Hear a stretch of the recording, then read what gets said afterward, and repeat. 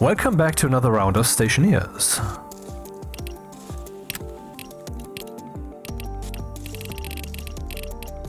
Yeah, let's be bold.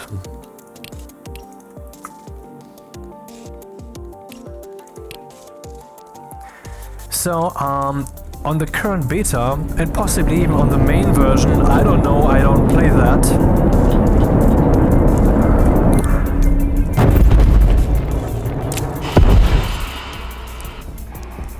You have access to some interesting console command. What the fuck happened here? Console commands. So we press F3 and enter help for no reason whatsoever. And at the bottom we see the command worldsetting. And then we click populate, the only button there is. And then we go to global gas mix.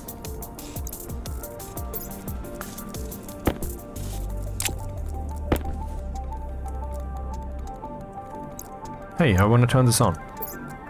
It didn't react to the button. Anyway, so here we have the current mixture. I cannot zoom in for whatever reason right now. And you see there's lots of CO2 and so forth, the usual mass mixture. But we can change that. For example, what if I increase the amount of oxygen to, let's say, 200?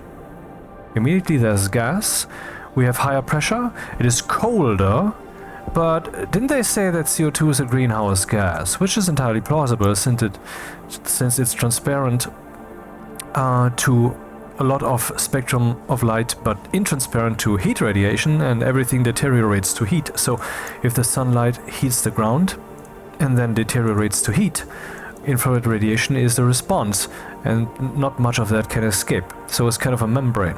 Anyway, let's turn that into 100. Oh, there was 10 too many. And now we have a temperature of... it's calming down, Of pretty warm, right? Don't forget to fold this again. So I increase oxygen to 200, CO2 to 100, nitrogen, let's add that to 20, so that I have that available in case I need nitrogen. And remember to fold it again, because if you enter something here and the other thing is open, it will be affected by the input. This is not an interface that's meant for you or something. And let's add a gas, that's possible too. Volatiles.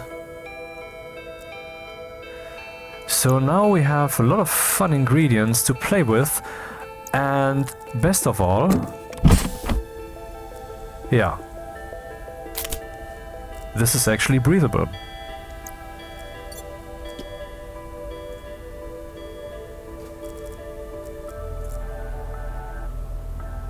So now we have a mass that even saves like this also, where we can breathe. So what we would do now is we would start with well, with hydroponics, I guess, because, I mean, the first and foremost thing that we do on the planet to try to survive is we see to that we get some oxygen. We have oxygen. We can breathe. And how cold will it be during the night? Not much, maybe like 15 degrees or something. Let me repeat the mixture that I have here so you can, like, write it down or whatever. Volatiles, I added these with the plus character, with the plus button here. Can I remove that also? Yeah, I can. And added 0.5, which is low enough that I can breathe without there being some kind of pollution warning. And the pollutant, I increased it to 0.5. Both of this is unnecessary, and you can of course just remove it, but I think pollutant is pretty useful, and I mean volatiles definitely are also, so we can just play with gases. And then oxygen, I increased it to 200, so we have much more pressure. We have exactly 100 kilopascals. Nice, 101 kilopascals is the pressure on Earth at sea level.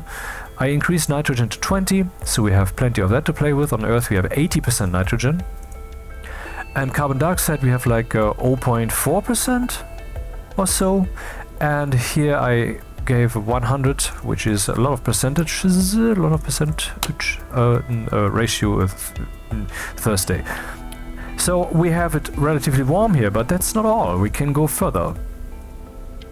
Where's my copy-paste source? Here we go.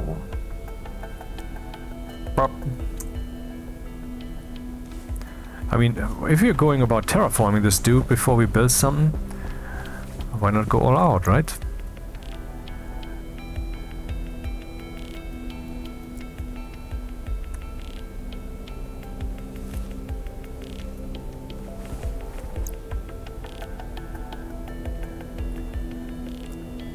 I hope I will remember to add these commands to the description, so you can just copy them. But let's stay here for a second. So you're saying vegetation, space, set, space, ItemGrass, or ItemFlax, or ItemGorse, with an uppercase I and an uppercase whatever the character is. And how many zeros are these? 1, 2, 3, 4, 5, 6, 7.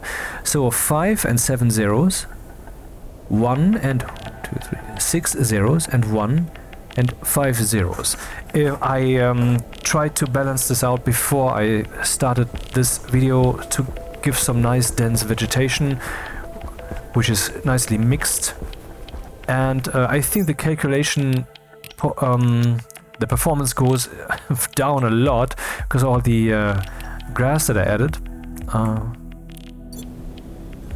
Wait a moment, it hasn't done that yet. Now it's adding all the chunks. Yeah, and now we have a frame rate of like 30 or whatever. But I mean, why to go to the extremes? We can just do something in between.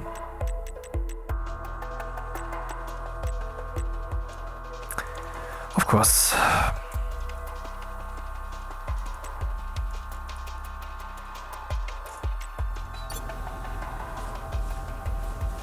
That seems performed enough for now.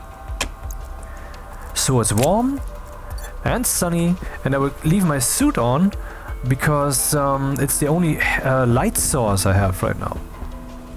I also want to leave the sun speed as it is, for those who don't know that command yet. It's orbit. Oh, that's not how you spell that. Orbit. I have to cut that out, else it is so awkward and I have to be shamed, and there will be a cancelling campaign. So you can see here the time scale in the list of facts, and on the moon is 0.3. And if on the moon then you say 0.03, that's 1/10 of that value, obviously, and this means that 1/10 of the speed of the planetary simulation. And here I guess I would go to, let's see, that would be roughly the value that we have right now, 0.000449 is almost 0.0005. If I go to this, then we have almost 5 times that speed, or we could go to this. Wait, go to this, for example, that times 10, and so forth and so forth. I mean, you get the picture. I'm not going to do this now because I just want to have normal plant growth, because I just want to build open world here, you know?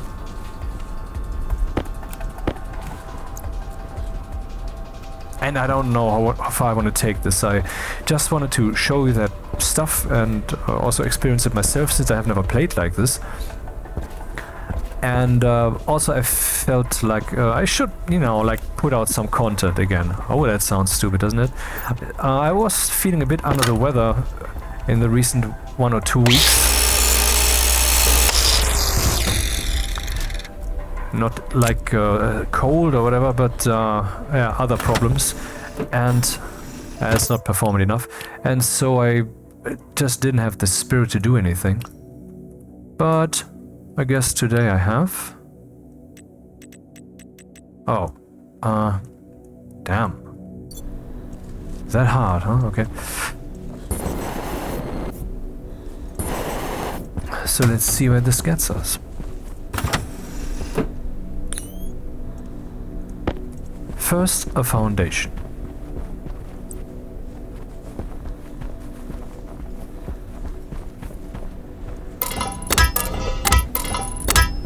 Early game sounds that you never heard before. At least not like this.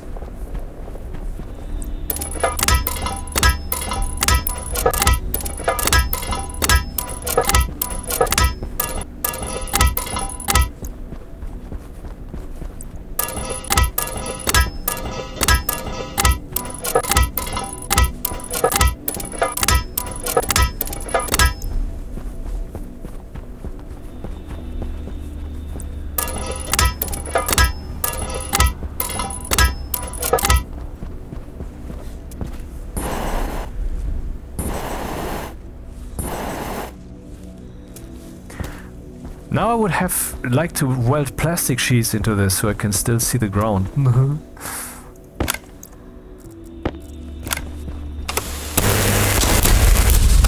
Right, that.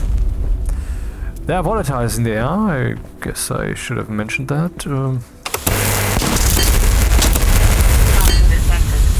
Temperature high. Well, good thing I don't have to care.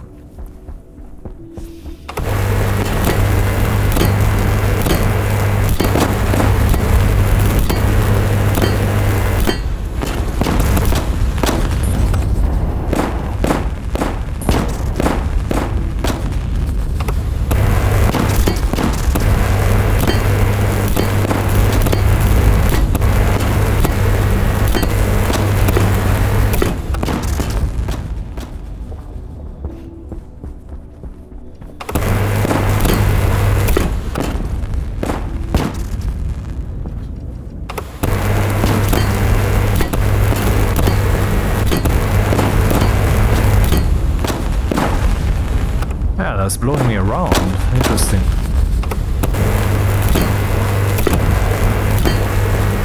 I didn't know that explosion pushed you. Well, no, actually I did know. Never experienced an explosion that was strong enough to push me, but weak enough to not, you know, reach the stratosphere.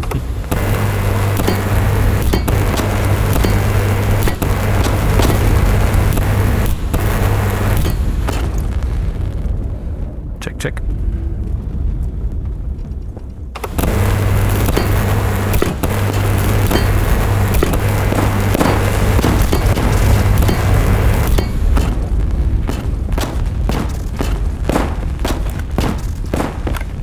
Man, that's spectacular and annoying. It's too bad that they don't have some kind of global illumination concept. I pointed that out a few times.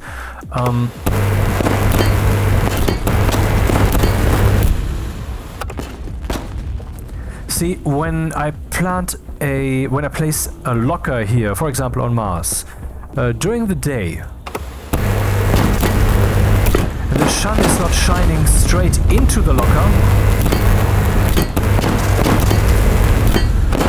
the locker will be basically pitch black. You can't see anything inside, and it's not good. It's not good enough.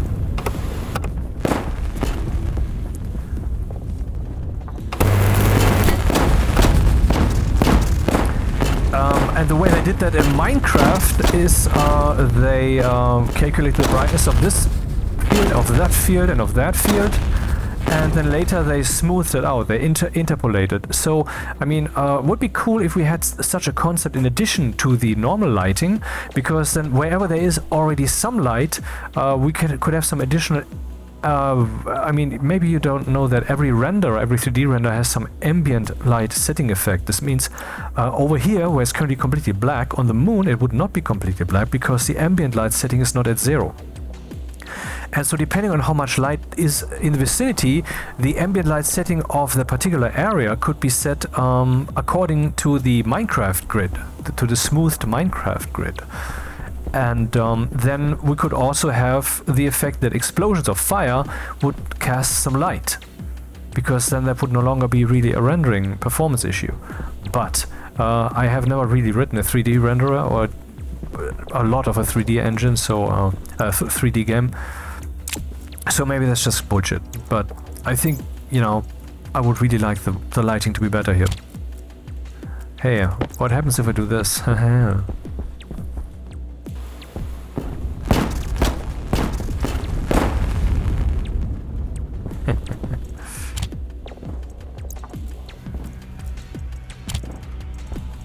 Oh yes, we could carry these actually onto the foundation.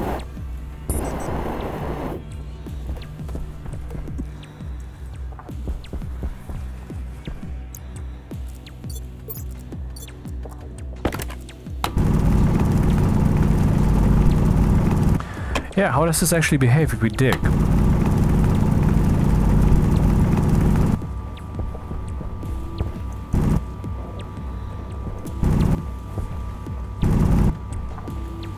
Aha, okay.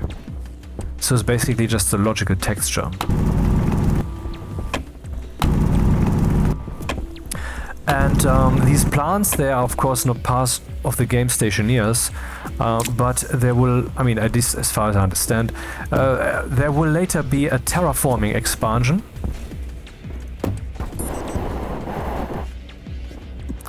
And expansion for what? For Stationeers. And so it makes sense that the devs develop aspects of that inside the Stationeers engine. Or framework, or whatever the term is.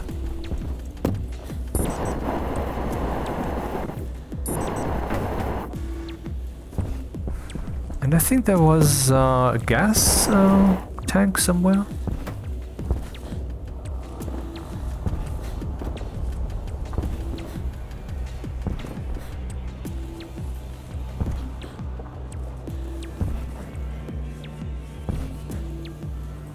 Huh. I can't even.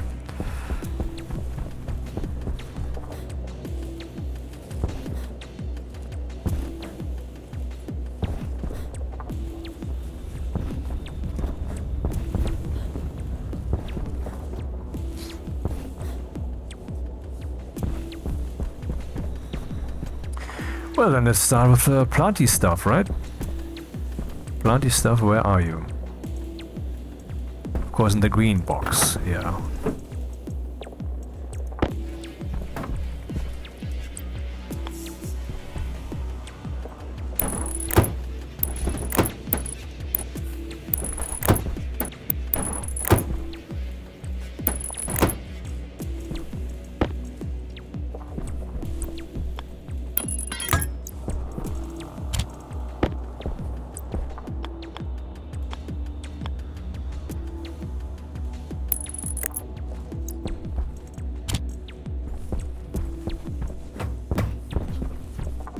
Still burning. And feeling under the weather, I'm still not 100%, so I have to wait for the spirits to return, but it's at least enough to want to play some. Hey, I took the jump finally, I took the leap and bought Factorio. Yeah, like 2 days ago, and I played 1 hour so far. How did you play only 1 hour? I'm a hero, that's why. No, I'm kidding. Well, I think I will have fun with that game, yep. And just a few minutes ago, I bought a Timberborn. Not yet sure if I'm going to keep it, probably. I haven't really played anything of that yet. Oh, why did I buy... wait, what is this? 18 degrees? Wait, I'm looking at the wrong thing. I bought, what's the fuck his name? Factorio, because I saw that there actually, I mean, I read that as part of the reviews, there was some controversy, because the dev said something that was not to the liking of some social justice warrior faggot asshole, and so then, look, good and looking good. And then the developer, or one of the developers, or the chief developer, I don't know, responded with something along the lines, you can take the cancel culture and shove it up your ass. And that was the reason for me to purchase this. I mean, I was on the edge for a longer time, but then I thought, dude, these guys are cool, so let's take that. Not because of the language, but because of the statement. And because of just saying, okay, whatever storm comes now, I don't give a fuck, this is my principle, this is what I stand for, and you can suck my cock. That's why.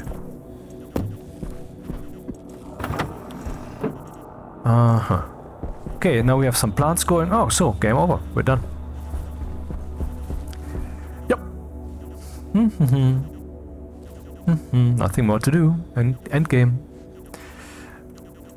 Yeah, but seriously, let's like make sure that we can gather some gases. For that we need the appropriate equipment, for that we need the arc furnace and stuff. Oh, the arc furnace, yeah, actually with my world settings here I set myself a challenge, because the moment I run the arc furnace or the production machine, of course the world will be on fire, and so will be the cables. How will I deal with this? I have to build a hall for production and such. that's the way it has to be. Interesting. By the way, a colleague of mine today had an interesting idea. One could build a room with the manufactories that you basically never enter. Everything automated, and you have somewhere in your station a screen or some other setup where you can select what you want to produce and how much, and then it comes out. And maybe you can meanwhile even select already the next thing that you want to produce. It will be stored as some kind of tasks, and you can somehow edit the tasks and delete some tasks and so forth, which is quite a tall order. But I think it can be done, and I'm not saying I will do it because this might actually be beyond me. I'm not, you know. But I'm saying it's a nice idea to actually never touch the fucking manufactories. Where is the gas tank thing?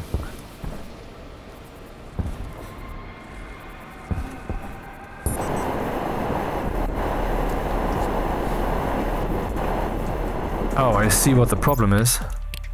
I should give it a little bit more render distance.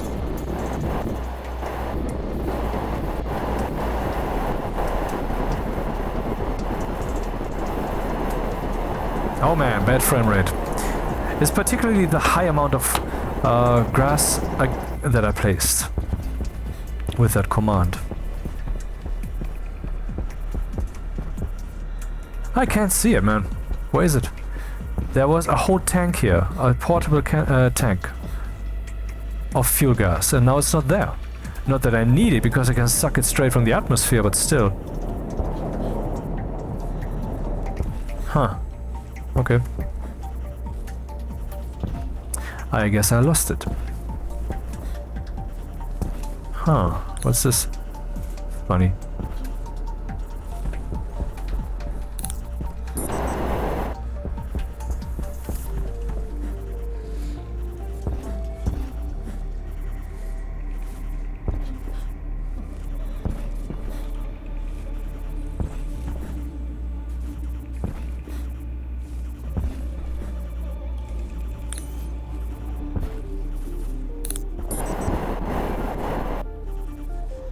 Oh, I think it was in this direction, of course.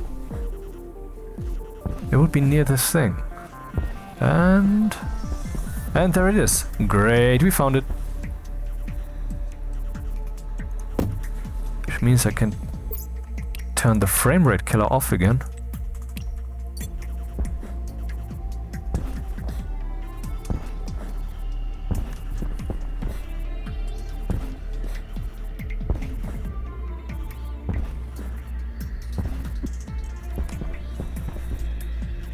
Thriving in darkness? Wait a second. How is it in darkness? Are you kidding me? It's not in darkness. That I interpret to be the sun. I wonder. Oh, could this possibly only work when it's inside a room? Let's test that out. Let's just build a fake room around it and see if it thinks differently.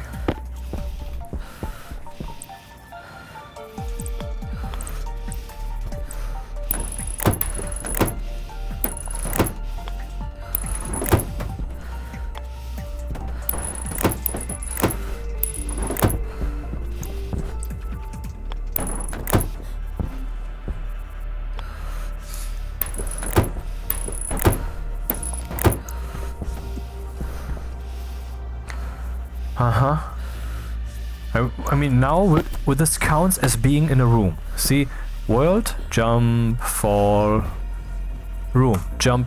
Okay, not a good example because I've jumped higher than the ceiling, so you couldn't see the higher gravity. So what if I take one of these ones away?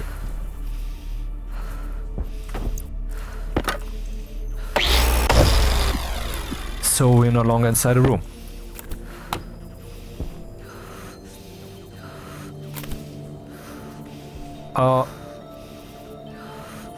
Maybe the sun was just too low for the thing to say that it is in sunlight. Okay, let's remove everything again. Alright. At least now we know. Or wait a second, maybe I'm just too fast. The plants don't react instantly.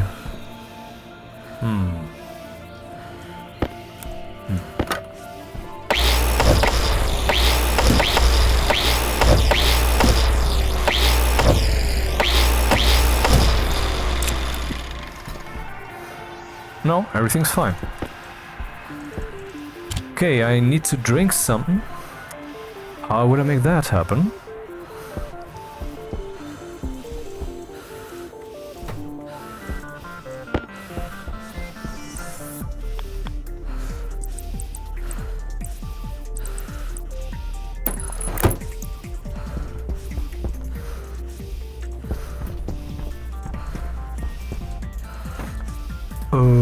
Right.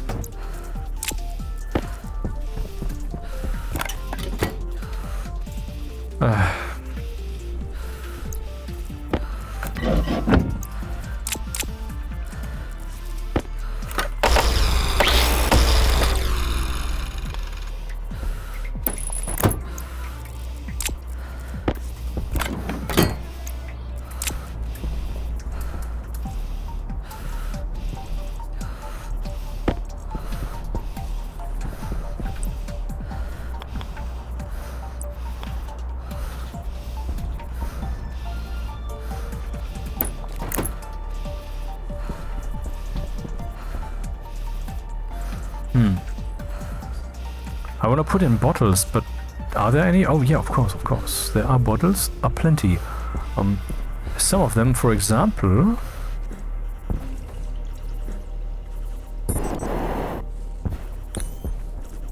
See, I have to prove something. Sharp bitch.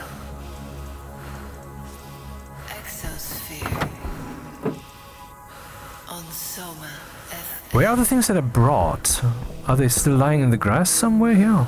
Oh, there they are, of course. I have to prove something. What exactly that is, I can't tell you, because it would, well, be problematic or make the proof less effective.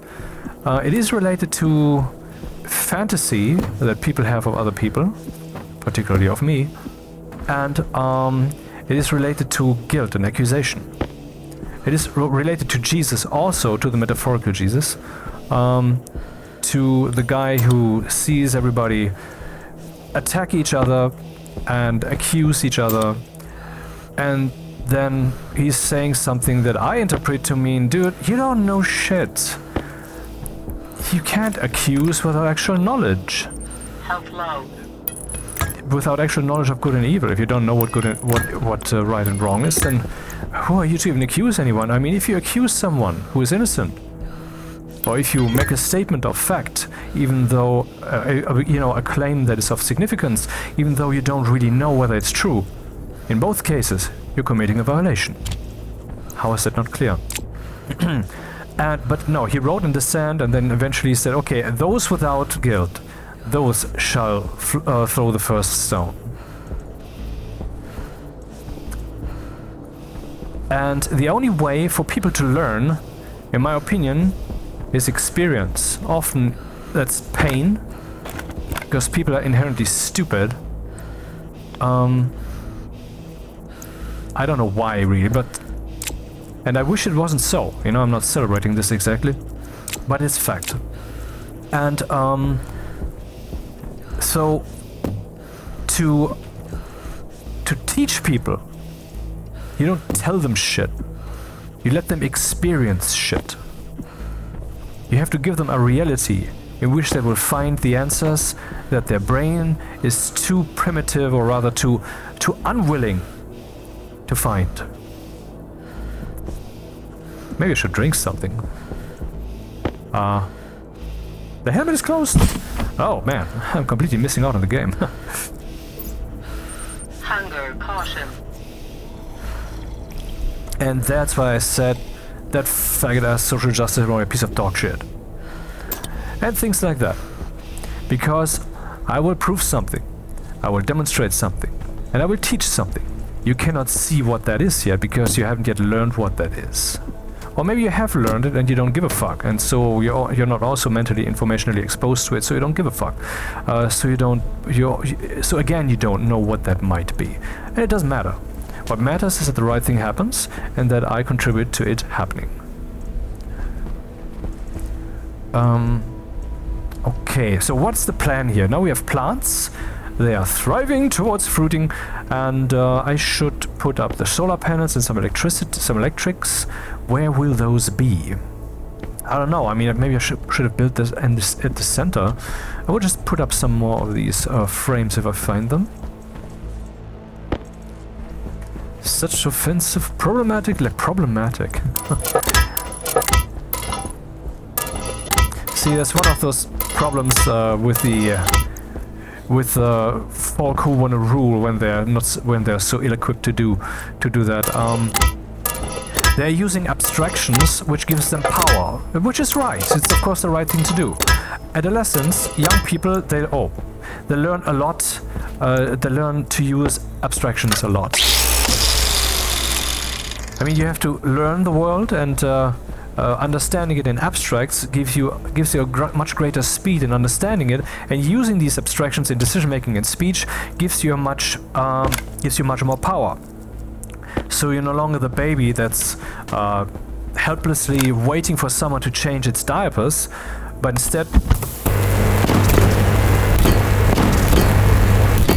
instead you're in control.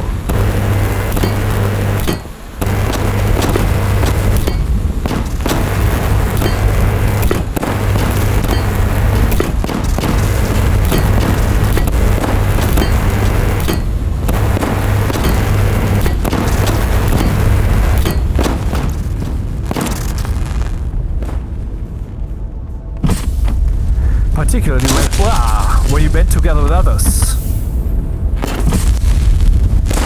Are we done? Is it finished?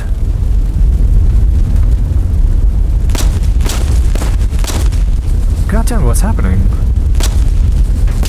How is there still fire? Will my survival supplies survive?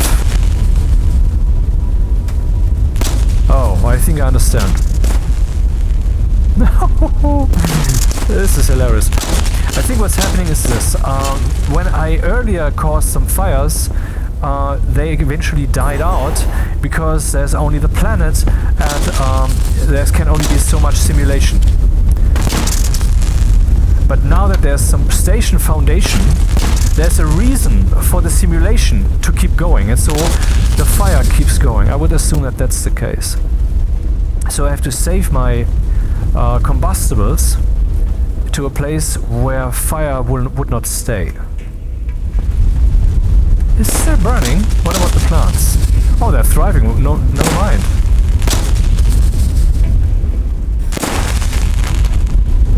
This is so weird and loud. So why would people... I mean, okay, one of my key claims is that people are mad for power. They want power, power, power. Is that so? Well, let's once again use an interesting abstract, as I might or might not be known for by now, which is...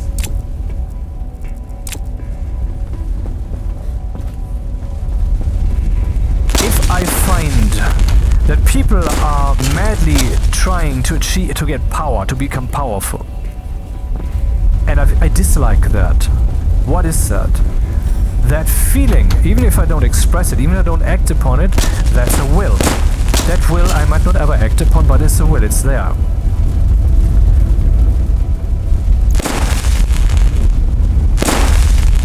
I mean, it's a catastrophe, the whole world is on fire here.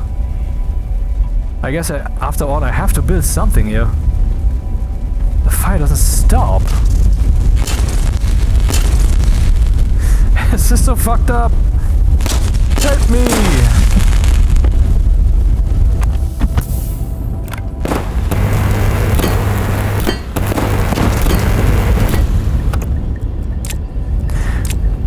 So if I feel that people should not do that, shouldn't be so eager to have power, then that is me wishing that it was different.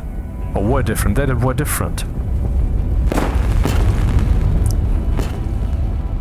And as long as I don't act upon that, fine, I guess, because emotion is just within you, right? Though I'm not so sure if that's even the case. But the moment I start acting upon it, I would kind of do the same thing. I would be trying to shape the world that we all share. But ultimately, whenever you shape the world in some way, you're taking away the opportunity for someone else to do that. If the other person wanted to shape the world in the same way, then you're just, you know, saving them from the work to do that, from the work to have to do that themselves, though maybe they just wanted to do it. Like, let me build that, I wanted to build that. But in principle, yeah, there can be something like a mutual interest, and so why not? But there might be other people who disagree with that, and as long as you don't know with absolute objective certainty that the way in which you will define the undefined space within which we are, that we can all define, but once it's defined, it's defined, the moment you decide to define that, you're taking away basically canvas space where someone else could use their brush. You're writing words onto the page of the book that we're living in, because reality is fantasy, and reality combined is an absoluteness and is also a fantasy. If you disagree, think about it, because that's what it is. I mean, the alternative to that is that you claim, without having a good foundation, that we don't have free will. Now, I'm not saying that we do have free will, though I'm implying it with the things I'm saying, but certainly we're experiencing everyday life as if we have free will, no matter how narrowly it might be confined. That's true. And since we have no way of finding out whether we do have free will, for it is even ill-defined, what does free will mean? To be able to make decisions that are detached from any and all patterns that would cause them, that the will itself is the causer, or that we are the causer and not the chemistry of our brains, or some kind of algorithm that the universe might imply. So in other words, the only way to really have a free will is if nothing exists but your will, like a God situation before the universe, you know, this hypothetical creator situation, which then we implicitly claim that we have, that we are all gods, that we all have that free will. I know this is a bit reaching and leaping, but I'm just that's the definition. What other definition would you have for free will? I mean, any other definition would come down to, yeah, but at some point there's a mechanism that drives it necessarily in this way, and it can't be any different way. I, however, hold that if the universe would be emerging from wherever it emerged again, it would look different than it looks right now. It would look quite the same, but it's like when you drive from A to B on a highway. Which lane do you choose? Yeah, that kind of difference. Small potatoes difference, but a difference, because I believe that true freedom exists. But at the same time, this fantasy that we're living in also has some rigid rules. And why is that? Because there's not just one dreamer.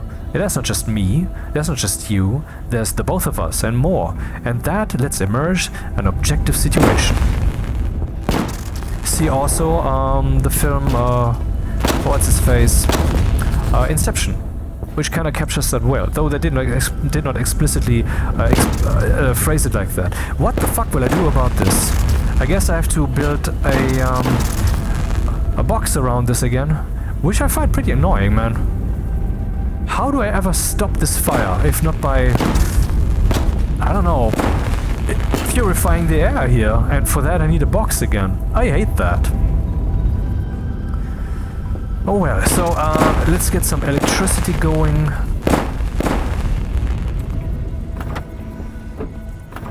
Yeah, free will, and whenever you write a word on this page that we have all available on the book paper, the fantasy that we are, the objective fantasy that we are experiencing, I mean it's subjective of course, but the fact that we are sharing it makes it objective. Because it's peer-reviewed, so to speak.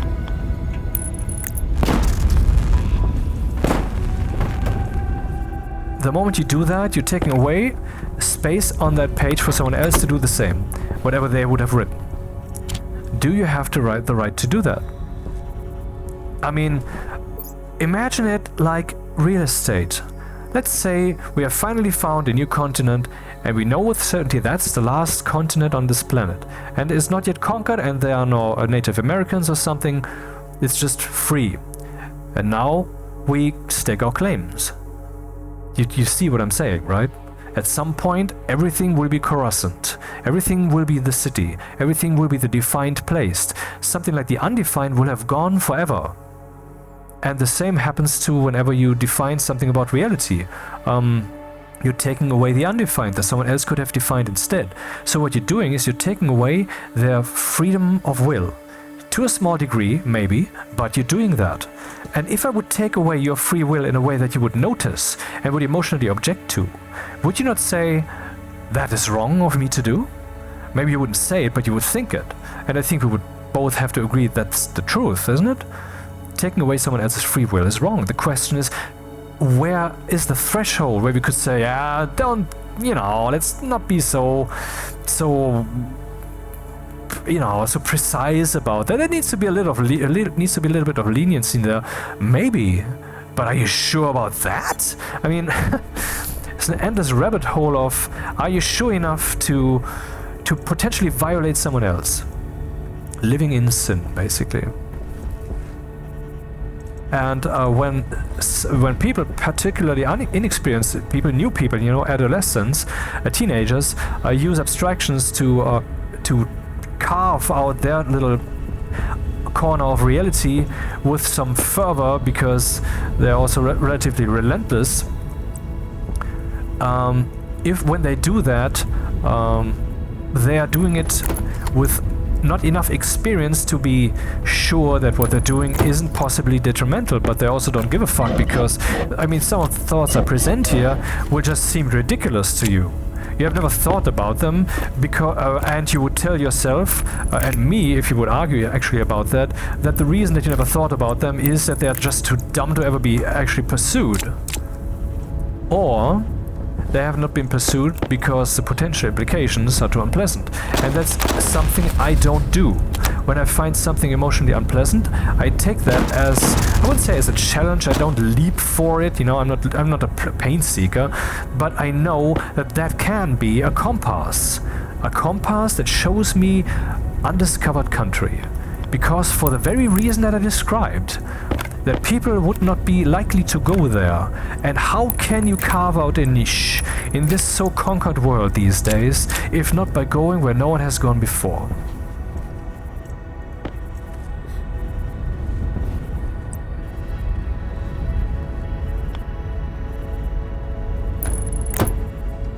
Oh, I see a problem. Is it still burning?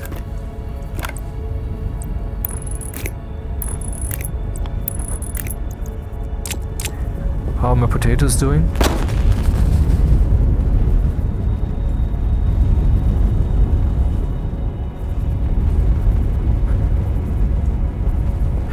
That's so weird.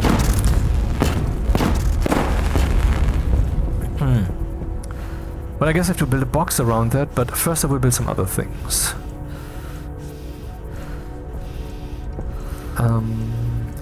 Auto lathe, arc furnace, yeah. That. All of that will have to be indoors. So weirdly enough, we're living on a planet where my helmet should be open. Man, my oxygen is almost empty. What if I leave that on? What happens? Now it's on. It's still being used up? Yeah, and it's not being used up slowly. Okay, let's leave that off then.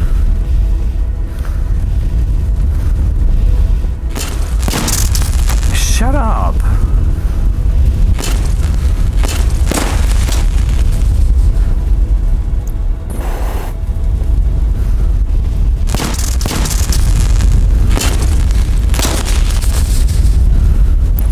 I mean, if the goal was, and it kind of was, to do things differently this time, well, mission accomplished.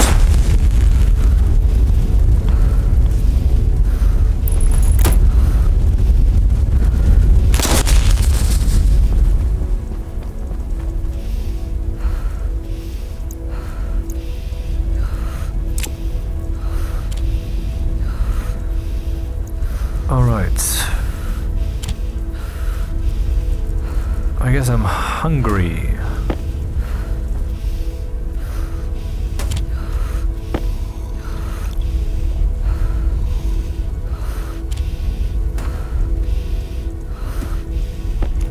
Oh, there will be a storm at some point, right.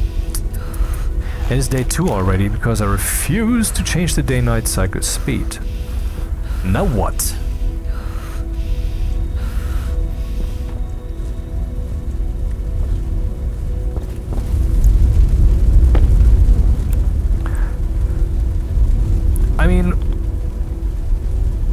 this emotional angle that I expressed, where if someone would have an emotion in regards to how they feel the world shall not be or shall be, like what I would feel, that people shouldn't be so greedy with their will as to cover the book's pages with their scribblings, that I think could be, I mean, if it's only weak, then it's not a problem. That's what people assume, right? When you try to take a bit of the world for yourself. Maybe it's even mutual, or maybe even someone else expects you to. I mean, kind of the moment I put out a video, I'm also kind of occupying space. Well, for example, the space of your, you know, time of it. I'm wasting your time, basically. Let's say it like that.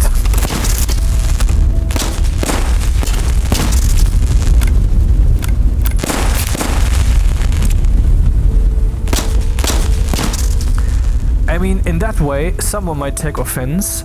I mean, take offense sounds weird, but that's categorically correct, even though people wouldn't express it as like that. But I like to use, you know, sometimes it's useful to make a Hitler comparison.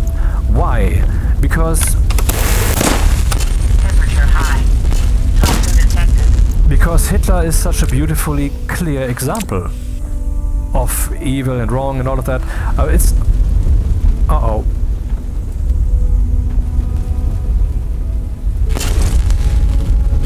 Is something burning? I'm not sure what's really going down here.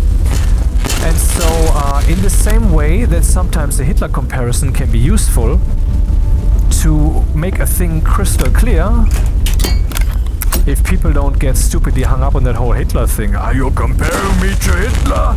Well, now I do, but I mean, before I was just trying to point out something with crystal clarity.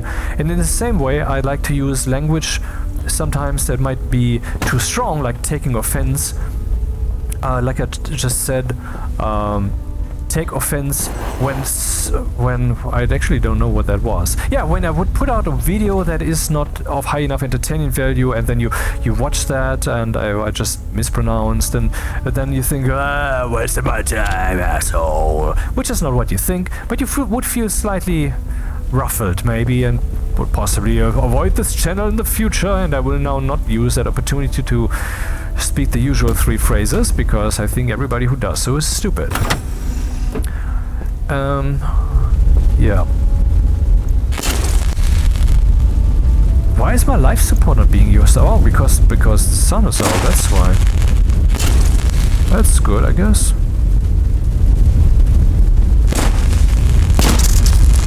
I must say, this is indeed irritating.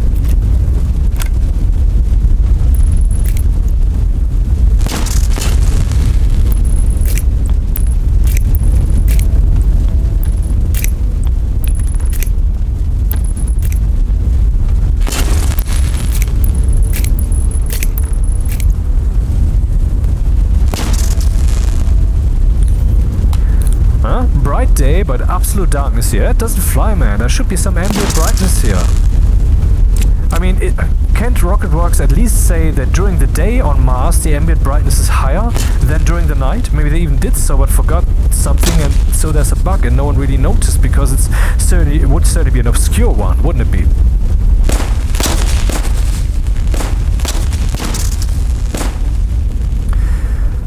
Okay, what's the next steps? In principle, I should go mining, really, yeah.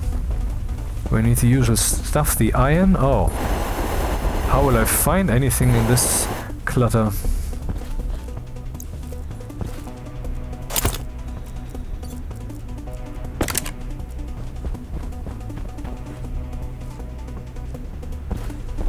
I don't like that music. So once again, the 3-step echo. Blum, blum, blum, blum, blum, blum, blum, blum. But it's that blum, blum, blum, blum, blum, blum. Blum, blum, blum, blum, blum, blum, blum, blum. You know, a wall. It's a polyrhythm. Yeah, that's what it is. And it's the one that Jean-Michel Jarre used heavily in the 1980s when he, for example, did this a concert in China, famous. I mean, who doesn't know that? But I mean, if it's used as uninspired like as that, then no thanks, man. I mean, like the song that I just turned off, or the track, or what the term is. A piece of music, that is correct, yes. But is it a track? Is track not a word that is rather used for like electronic music? Okay, which arguably that was. But what do you call then a song that has no singing? Do you call that a track? A piece of music? I don't know. I mean, I have gotten the impression that people just generally use the term song, which is not necessarily correct, right? So, people abusing their power. Is that an abuse? When I put out a video that is quite not up to par, and you feel quasi-violated, you feel offended, again, this Hitler language, as in, it's completely overdoing it, strength-wise, but showing very clearly the compass, the cardinal direction on the map. And that's the direction, isn't it? That is the direction. There's someone who puts out some lazy content, wasting your time. Someone you have held to higher standards, or at least you wish that there would be better videos. Or maybe less off-topic talk like I'm doing right now, which people have also, of course, been complaining about. Because, I mean, the more people you reach, the wider the spectrum of opinions, and therefore the greater the likelihood that someone will take offense, or whatever the term should be, if it's of appropriate weakness, you know. And that's why these platforms like Facebook and such, although Facebook has sworn to be less stupid, but I'm actually of the opinion that I mean, okay, let's not go into politics too much. Okay, but things being equalized, everything flattened, so that no one will take offense, that's a dead world. But the globalists, of course, believe that such a thing is possible, and they are stupid. We have cities, we have states, we have countries, we have zones of racial and what's the term? Cultural flavors, and that is good. And if you disagree with the following statement, you are a racist piece of dog shit. And the statement is, if everybody breeds with everybody, all the races go away, and we will all just be the same, have the same, roughly the same features. And that's bad. If you disagree, you're racist.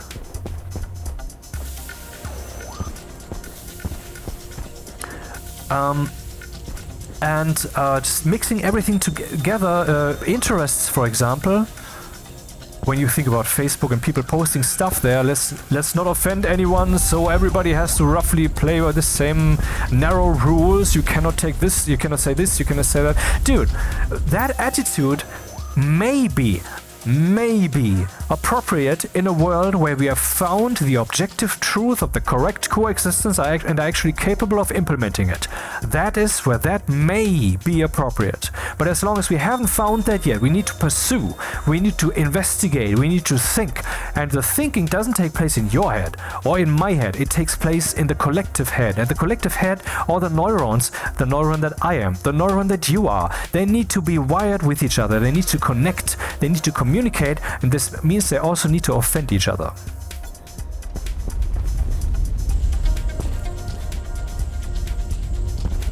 Or risk offense, of course. Basically, you could say, well, this part of the brain disagrees with that outcome, but you do you, I guess. I think differently. As long as we haven't summed up all that stuff yet to one objective answer, saying that certain things are not allowed to be said, which the United States are not doing. They have free speech, but in Germany we have semi-fascism, actually. Again, yeah, we're good at that, really. And the EU and particularly the United Kingdom, unbelievable, unfucking-believable. They're really using 1984 as a playbook.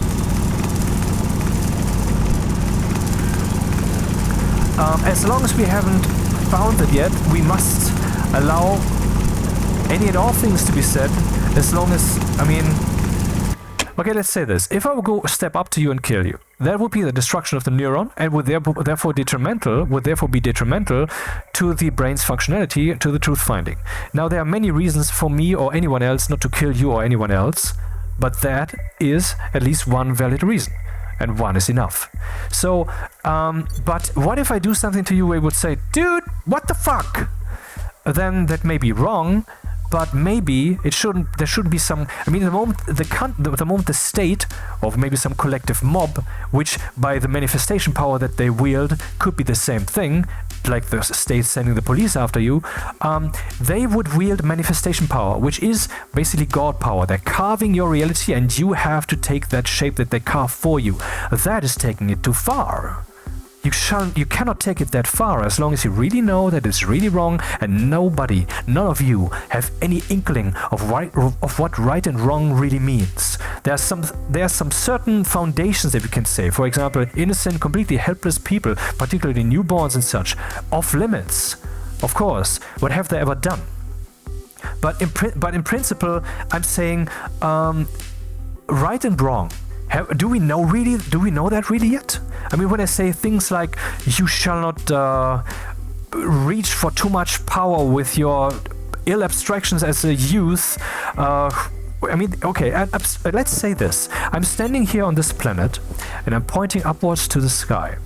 There. And this rock is not directly above me. Okay. Damn, it is almost directly above me. Okay, let's say I'm pointing directly up. Let's fake it. I'm pointing straight up right now, right? But a youth would then say, straight up, that's actually this direction. They would do an abstraction that is not actually straight up, not actually pointing truly to the right thing at the higher level of the pyramid of abstractions, of reality. You know, when you observe individual cars, enough of them, then you have understood what a car is, and so you're no longer between the forests, but you're now looking down upon the forests. You're no longer among the trees, but you're looking down to the forest from above. And then you have the same with bicycles, and then you look down and now you know what a bicycle is. Even though you haven't seen every individual bicycle yet, you can identify a bicycle if you see it. It has been abstract. The same things AI is doing. By the way, I'm preparing an AI video. I'm not sure if that will actually be a thing, and that takes quite some work. And it will be something different, not the usual look what O1 has done, but I'm trying to make a map for the future that we can use to make job decisions and all that, because that's a quite murky territory, and I will use my, very reaching attempts at high abstractions to do something different there. I don't know if this will actually happen, but anyway, so someone might point, okay, then we have seen the cars and we have seen the bikes, and these two are sets. They are sets of individual elements, and we have understood the set now, so we can identify elements of the set even though we haven't seen that individual element, that individual car or bike yet.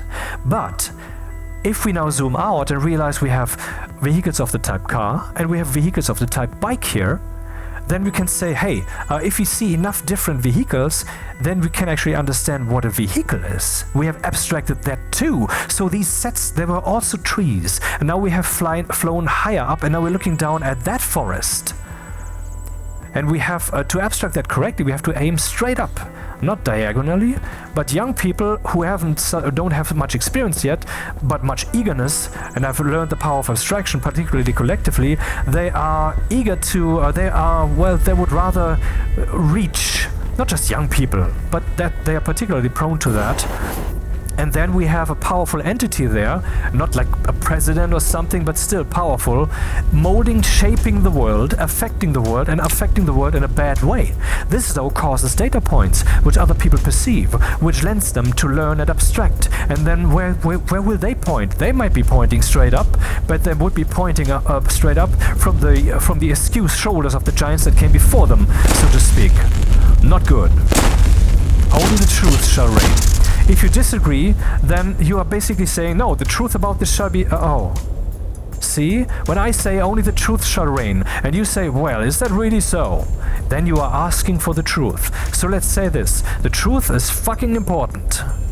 And when I say the truth, I mean the actual truth, or not just a fact, and not just a claim of fact.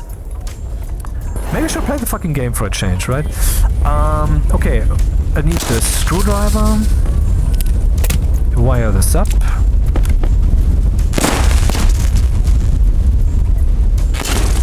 I can't see things, man.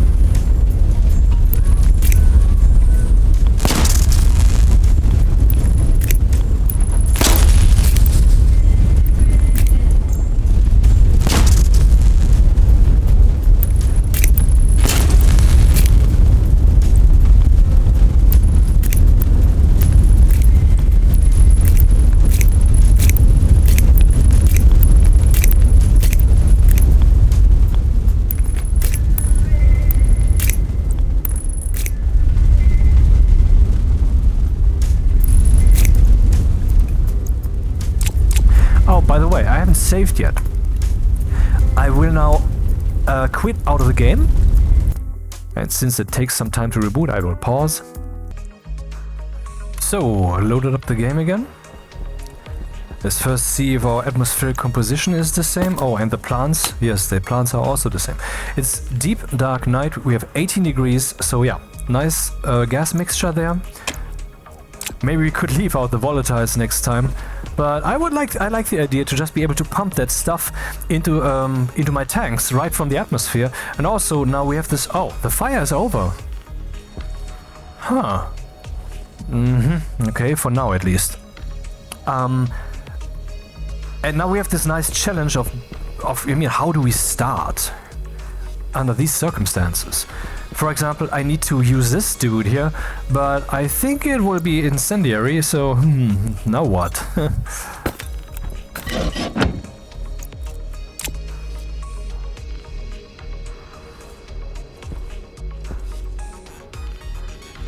Let's smelt some copper.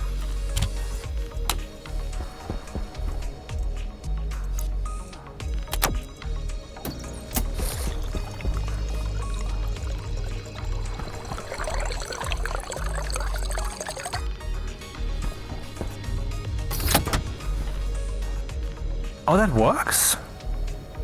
Huh. Oh, I didn't know that.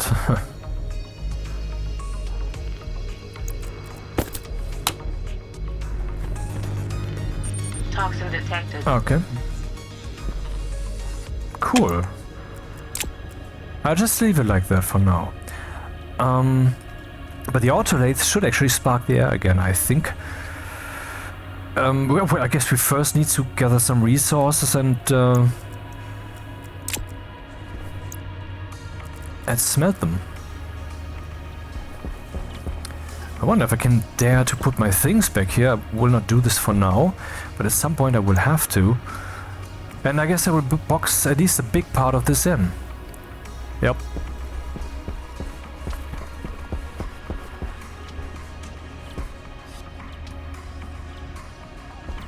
Oh man, this is not a good shape for a station. I managed to make it exactly bad.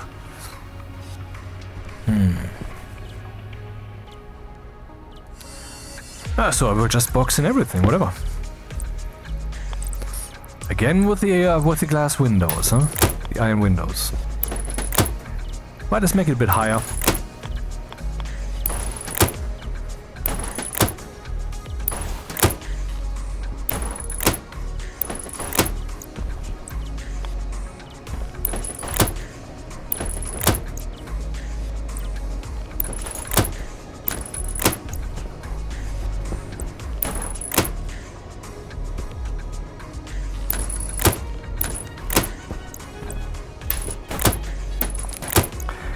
Where might the airlock be? Where might the airlock be?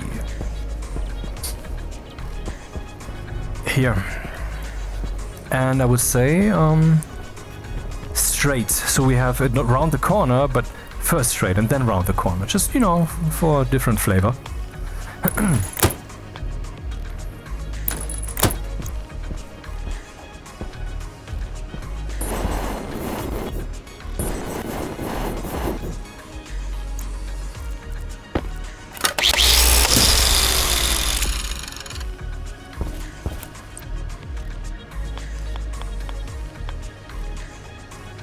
Well, what videos do I have in the works? Let's see what the gold does. Okay, that's fine. I have to actually check my folders here because I'm kind of losing track here. So there's this AI video thing that I'm doing. This is like my 35 day work video, although this one will not be that long work, I guess. Script based. How many words do I have so far? Let's see. Summary. Okay, 5,000 words so far. And then another one that's in the works is I wanted to give some kind of summary cut of the most recent Stationeers developer stream because one or two interesting things were said. There would almost be a Stationeers news, but not quite. Then I want to work on for my German channel on another atmospherics tutorial video. Then I have another terrain news video in the works, though that's not actually... I think I'm not going to do that. There's not enough material there. And then I have one that's pretty far already, where I'm just showing the Stationeers wall types. It's just going to be a 2-3 minute video with that and the colors that there are in the game, so you can just look at that. It will be labeled and you can just use that as a reference. You know, I'm banking on the idea that people will watch that again and again, you know, so that they can just, oh, that was that wall, you know. It's an experiment. Those are the videos, yeah, currently that I would like to do. And this one, so let's do this. Is actually something being charged? Not quite. No wonder. Man, this is such a stupid base that I'm building here.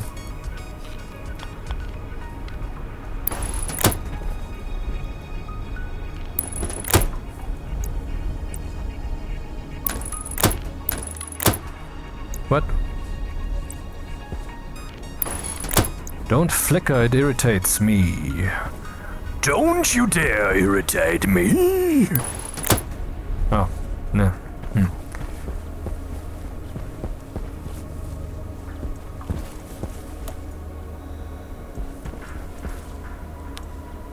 Huh.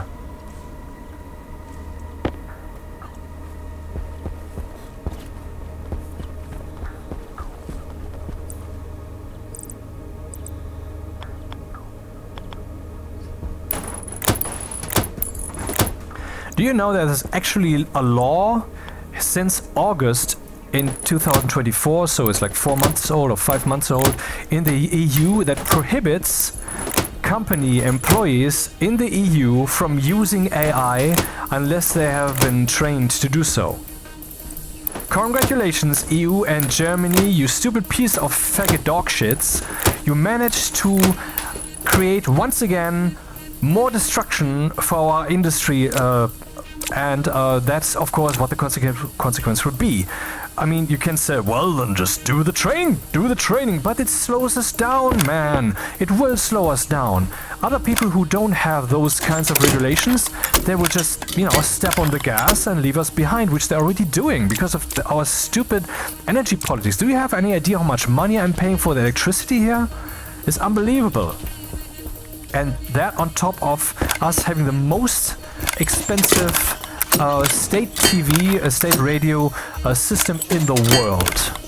I mean, every year we're paying 2 times the amount that the Chernobyl sarcophagus, the new one, which had been in the works for like 10 years or so, had cost. 2 times that every year for our propaganda fucking television. That's what's happening. Yup. Such an insane country. So let's break this open again.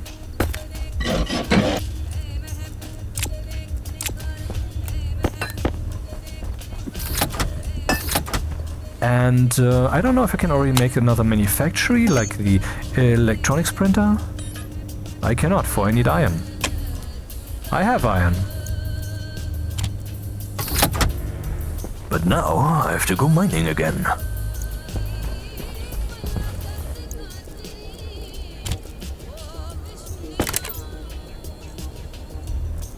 And it is the daylight, yes. Daytime. But do I have enough oxygen with me? Only time will tell.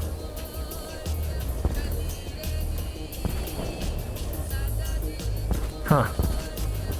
Can't say I like this short viewing range and all the flashing that's going on, but I mean, that's what happens when you're using technology that's not meant to be used.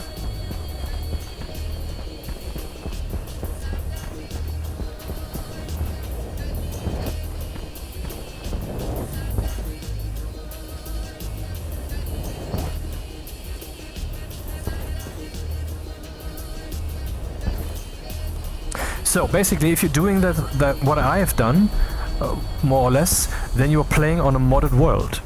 But it didn't take you any installation or whatever. You can just punch in a few numbers, save the game, and that's it. That's easy, isn't it? And no, I didn't come up with this. I composed it together in the way that I showed you. I of course saw that somewhere else. I mean, it's not like I wrote this game or whatever. I mean, anytime actually someone shows you something awesome, most of the time they didn't come up with it, but are just presenting it, or they composed it to the degree that it was presentable in this form.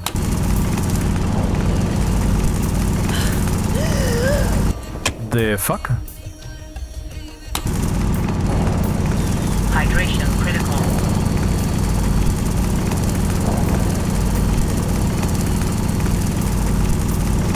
God, this is so irritating.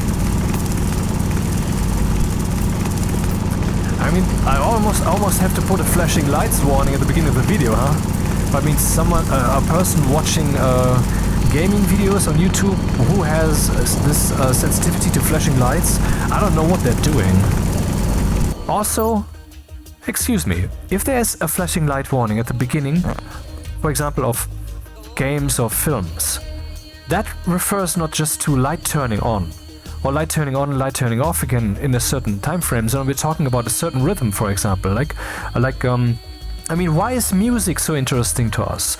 Because we have this brain that is using pattern matching, which works with timing. So the ball falls on the table, makes the sound, so we associate the two with each other, which is not necessarily a correct association, but usually works. And so probabilistically we're learning, and stochastically and so forth.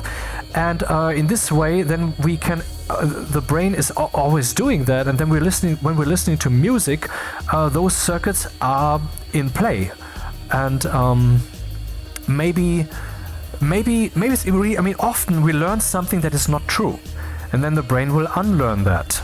Hopefully. In the case of religion, that of course leads to depression, because what people have done there is they had an idea that possibly their parents put into them, and then they wrapped themselves emotionally around that core to never let go again, so they're basically three-dimensional rectangular raster matrix of mind. It's a good model.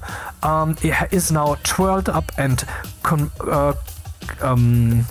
convoluted in that spot, but that distortion reaches into the entire system. Just like whenever I have a thought, my brain matter changes physically, which means that in the infinite distance of the universe, with enough time, when enough time has passed, reality will change by a thought that I had, because I changed the matter in my mind, and gravity reaches infinitely, even though it takes the speed of light to get there.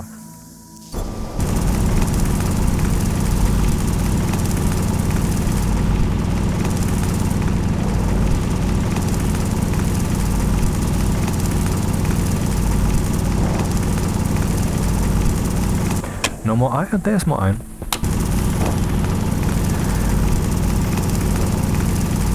So, music, and I mean, if you wrap yourself around, if you intentionally distort your mind, because it gives you emotional pleasure, like, oh, the gusts of wind in the treetop, just when I was thinking of Jesus, it was a confirmation he's there and he is actually waving at me. That is schizophrenia. That is actually what that is. That's that level already. And I mean, if you truly believe it, but that's the thing. I get it. I'm not saying I understand why a religious person who would go that far with their beliefs, which I know is not quite what many people are doing, or the majority, but still, I mean, it instills that, and some people actually do that then and become addicted to it, sugarcoating the entirety of reality with pleasant schizophrenia. I don't know what this sentence was supposed to say.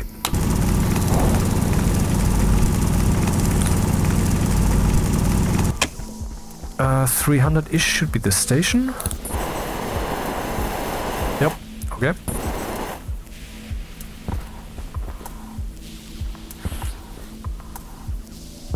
Anyway, when you put happiness into your head that is based on information, and in this example case, which is bizarre, but it's a working example that you can possibly extrapolate to less intense variants of it, like just believing that the world is also colorful because God is bestowing us with blah blah blah blah blah blah blah blah blah blah blah, who knows.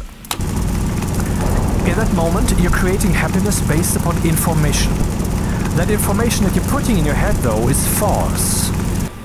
Maybe the information is in principle correct, but the fact that you are telling yourself that you know it is true because it gives you stronger emotional impact, that aspect of it is a lie. That is informationally incorrect. Just like when you tell someone something and you believe basically it's true, but your belief is not strong, you're uncertain.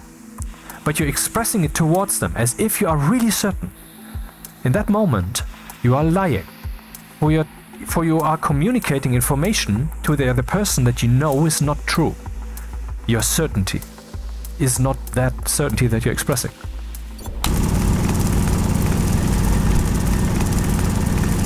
So whenever you put information in your head that makes you happy, but that is false information, the undoing of that information may actually come with some kind of payback effect, as if putting that information in there made you happy, so removing it again might make you unhappy. Not necessarily so, but maybe in the case where that was really just in the example that I gave, that's not someone accidentally reading the clock wrong. That is someone raping their brain in a way that gives them pleasure, while trying not to feel that it actually gives them suffering. And undoing that has quite some more impact than just undoing that little bit of information that was put there. And that then leads to depression.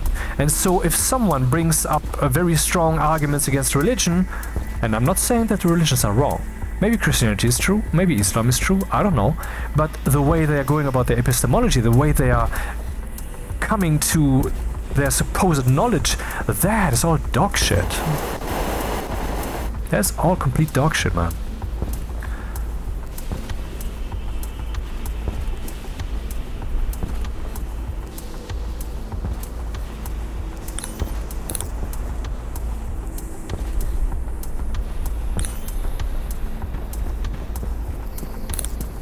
So, if someone comes along and says, well, you were born in that place, and almost everybody born in that place has that same belief that you have. And if you walk over like 4,000 kilometers to the right, there are people who are making the same claims that you are making, except for different religion, and they are equally certain, and guess what? The birth and belief distribution is the same.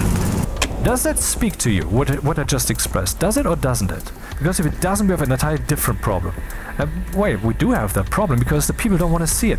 Because if anything would touch that core in their head, then they would reiterate, yes, Jesus is my Lord and Savior, yes.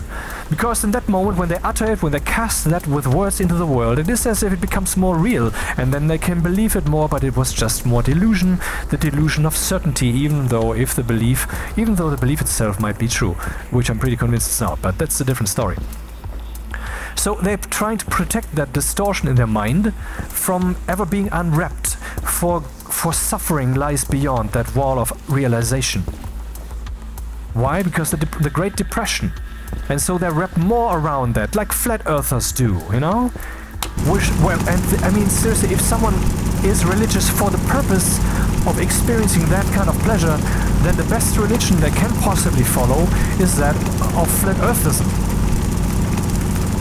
Because the flat earth model, I currently don't have a hand free, but you can't see them anyway, so whatever, to make quotation marks, the flat earth model is so completely fucked up, doesn't work, that, any and all arguments that you bring up would have to have them jump into yet another different direction of distorting the model just for that particular argument that has been thrown against it.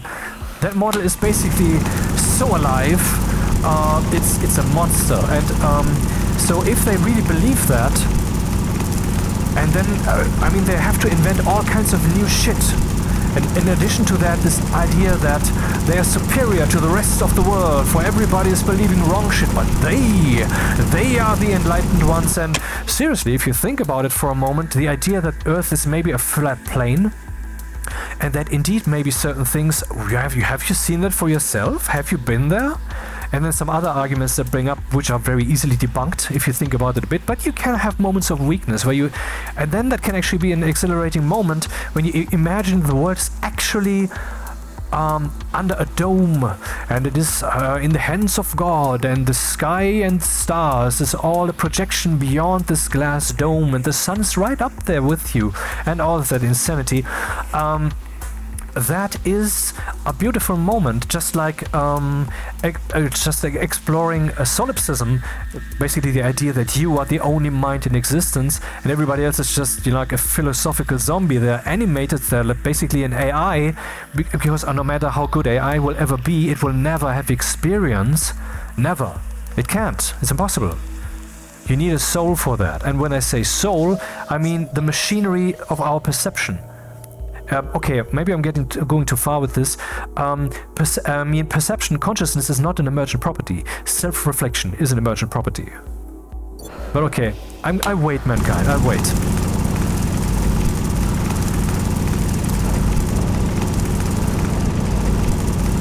So when you explore the idea of solipsism, that you're the only one and everybody else is just an animation, basically a kaleidoscope of your own presence here in this dream that you're dreaming, when you do that, that's also an exhilarating experience. Until you then eventually, of course, wake up again to the reality that you are real and I am real, and maybe some of us are more real than others, we bring nudge nudge, but in principle we're all real, and so, yeah. But you know, this mindfuck experience, that's great. And a flat earther has that pretty strongly. And then they have to come up with new ways to explain what they already basically believe of the world in a different way. Because if a not flat earther, aka a sane person, points out to them, hey dude, if you go to the South Pole, you will see the stars turn. But they will turn in the opposite direction, and you will still see the same face of the moon, but it will be upside down in comparison. How does that work if the moon's a flat thing above us, huh? How does that work? And things like that.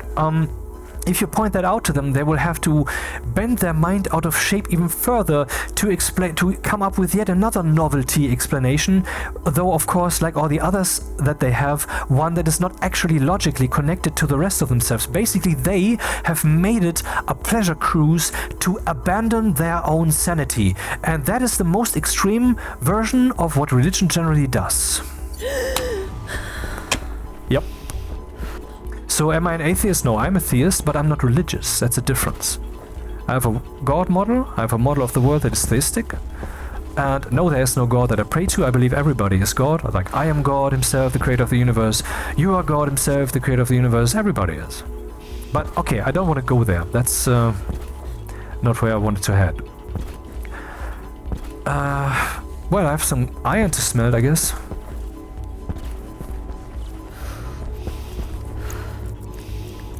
And then we should make the electronics printer and then make an upright wind turbine so I get some wind going. Day 3, god damn it. Toxin detected. Yeah. Toxin critical. Toxin detected. Yes. So the electronics printer. Let's make one. Okay. The chips may fall wherever they... Let the chips fall wherever they may. I could actually dig up some coal. Coal? I dig that. You had to go there.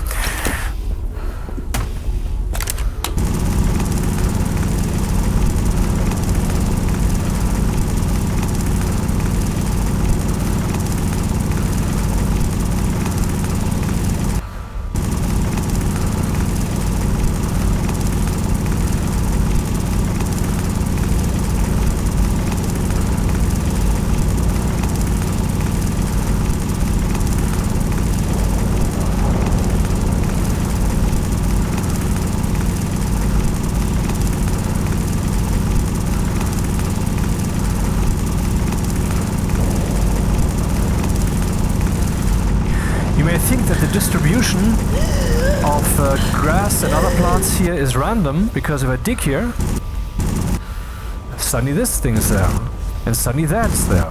But I'm pretty sure that is not random. Like most of the random generators that you ever meet in a computer are not actually random, they're pseudo-random, they pretend to be random. They just create unpredictability and ideally white noise, you know? But I mean, there are many flavors of randomness. Oxygen critical. But what's normally happening is there's an algorithm that if you feed in the same input value, which would be the same starting value for the algorithm. Health low. Oh, did I place those wrong? No, I didn't. But what's happening here? Ah, that's built completely. Oh, yeah.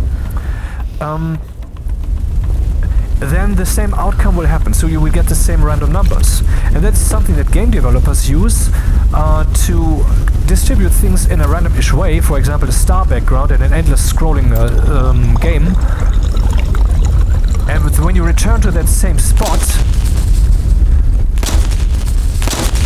Yeah, of course. Hunger critical. You will find the same stars. And the same, I guess, is happening there when it comes to the grass and such. But the landscape changes, and so the input values change.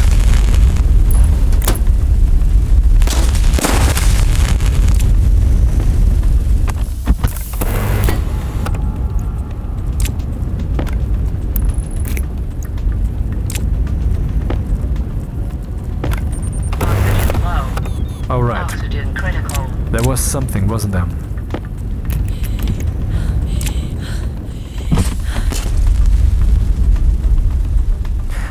Interesting, the pressure is 97 kilopascals. Wasn't it 100 kilopascals during the day? We can use these pressure changes to drive some turbines.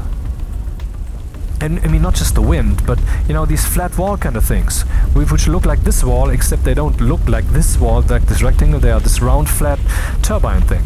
If you make a long corridor out of these, and you place a few of them, the wind and the air pressure change will breathe into this closed corridor, and out of it again, and that will produce a little bit of energy, and that will happen every day. Oh, we have potatoes. Nice. Maybe I should put up the microwave thing. I wonder if the microwave also sparks the air, though I think it is on fire, period.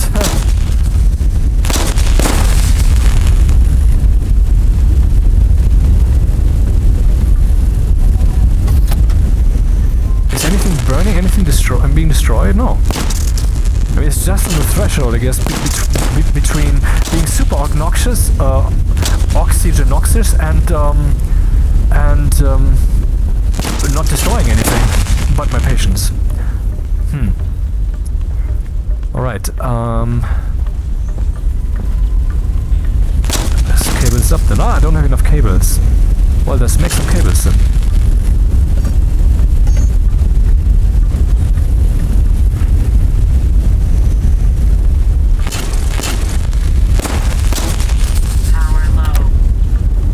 Yeah, I definitely need some power source here. So, if you're not stupidly talky like I am doing this video, but just focus on the playing, this is not really a hard challenge here, of course not.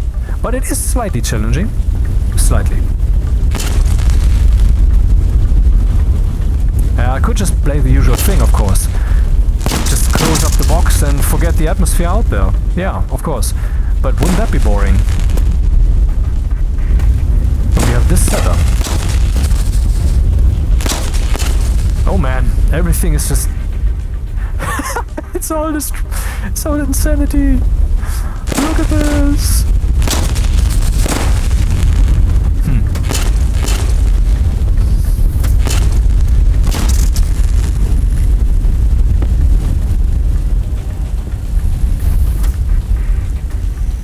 I never built these on top of each other. Maybe I want to do that this time to see what that's like.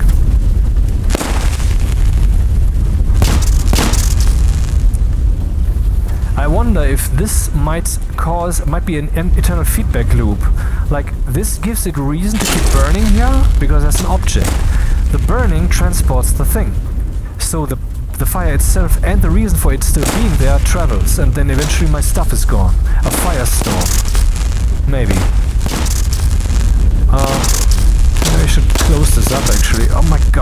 So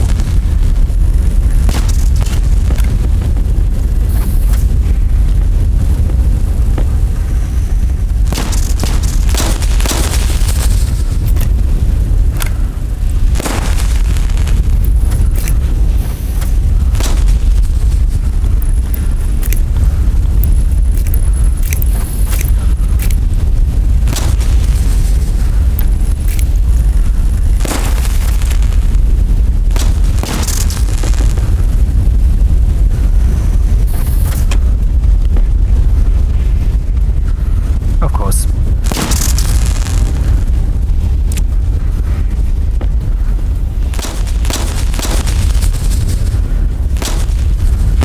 Everything is on fire. Ah, fuck it.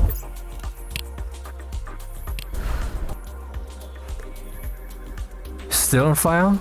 No? Or yes? Who knows?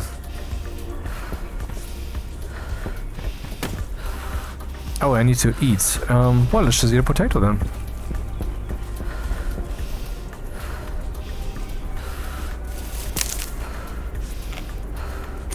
Hunger caution.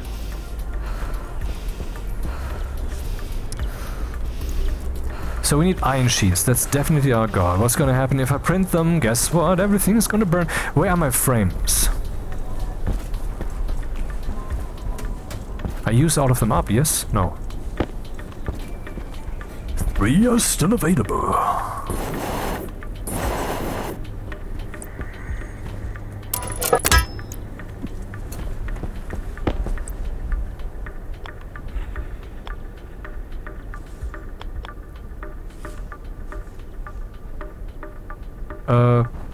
Maybe I need to have the frame on this side also.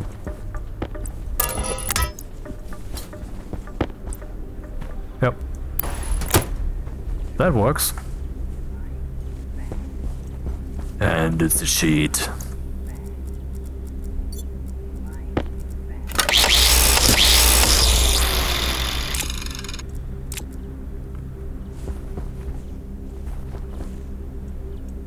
Oh, there's seeds now. Nice.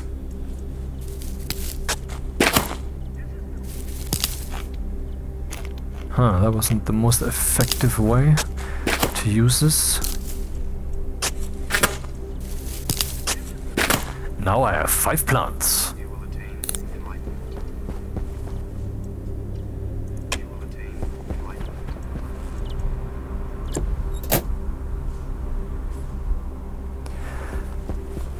I guess we can't get around it. There will be more fire.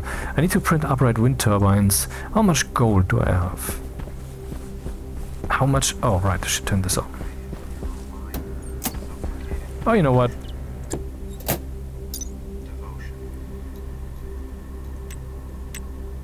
What does the kit take? 10 iron, gold, copper. 10, 5, 10. Haha. So I could print 2 if I just had enough iron, which I don't have. Which I do have. Wait, how much do I have then? Yep, enough.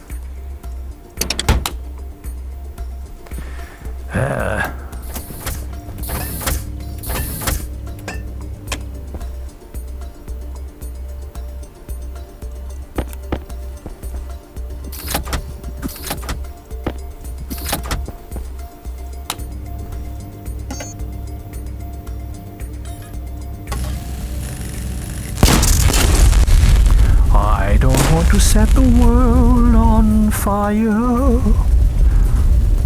I just want to spark a flame in your heart.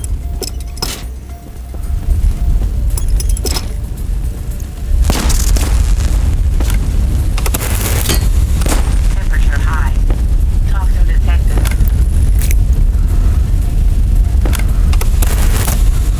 Temperature high. Toxin detected.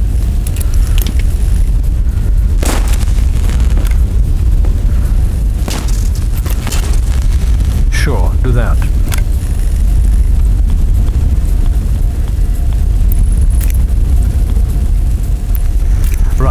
disconnect this, else I will probably abort the printing process.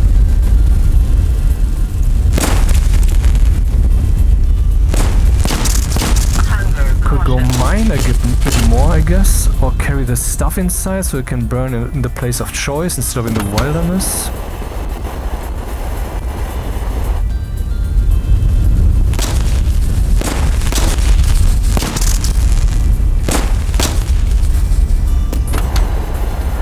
Well, so this is basically Stationeers California edition.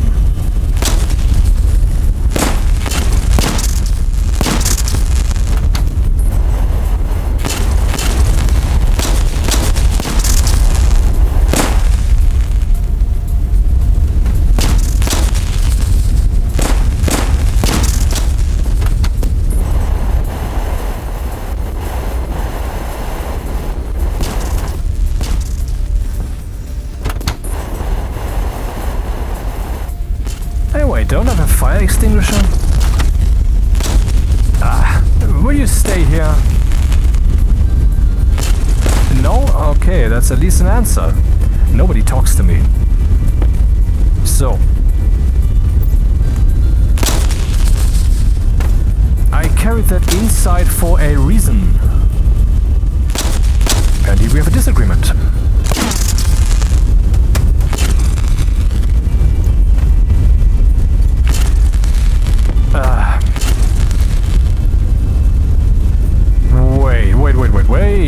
Wait.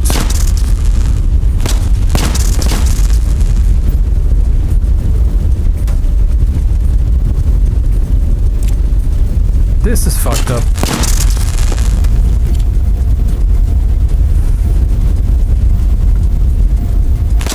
Where shall I put the locker once I find it?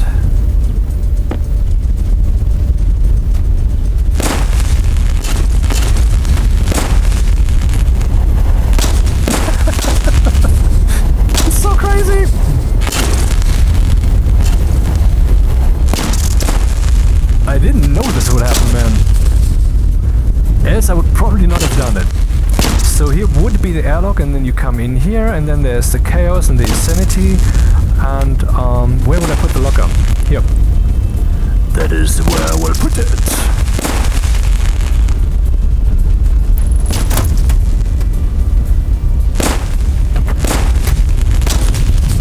Sure, do that.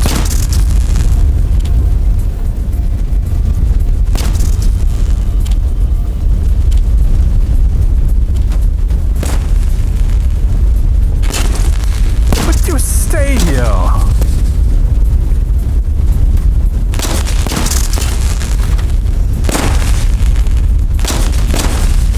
Oh, there's still cables. Oh.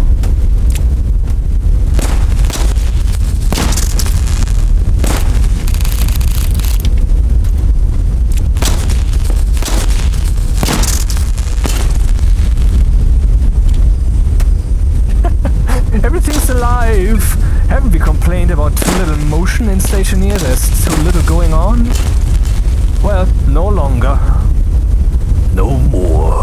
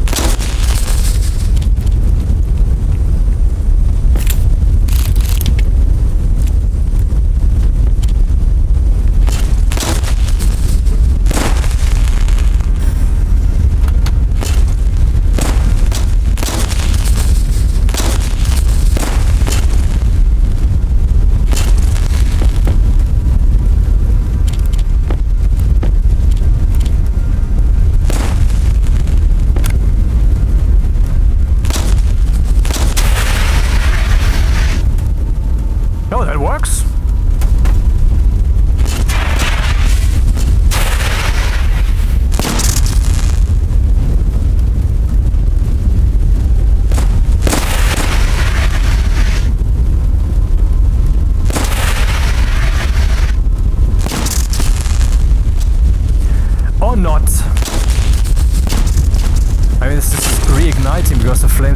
die out, I guess.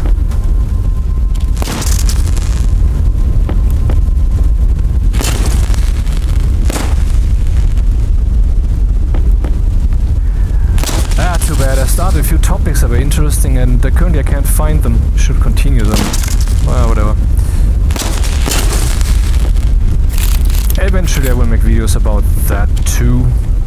But we don't really see them. Well, then don't watch them. There's so many options available, like watching a different video. I have about 230-ish or so. And yeah, well, you should maybe peruse them. Some of them are actually worth your time. Most of them are not.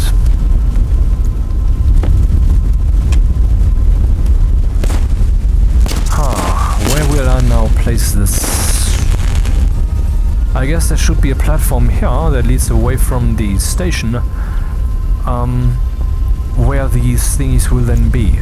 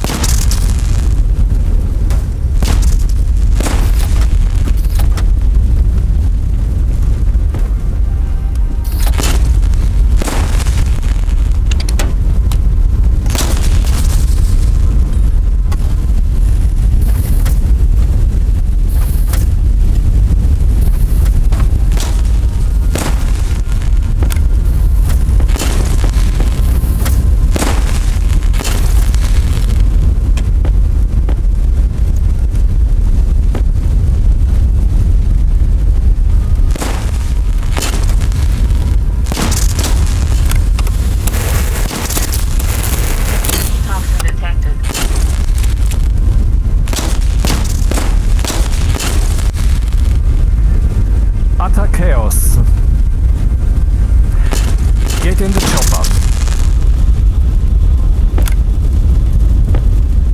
I have to get rid of my German accent, man. At least it should get weaker.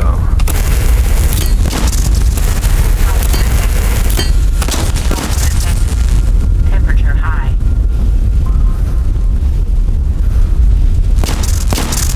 Hunger critical.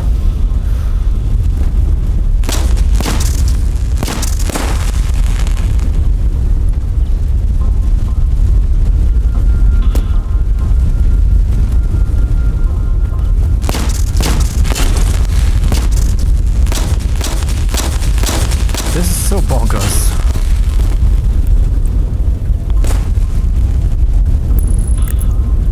Aha, exactly right.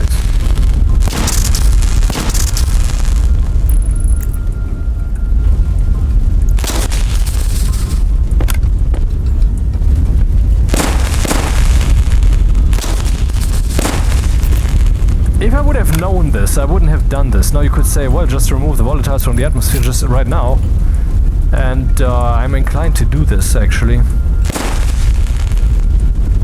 But, I don't know. I mean, as annoying as it is, this is the challenge to be overcome, and that is the relief to be experienced by legal means.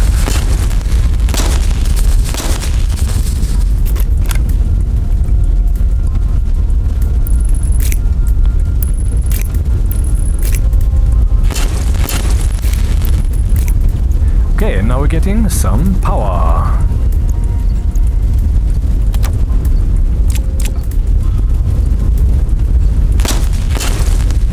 Everything turned off?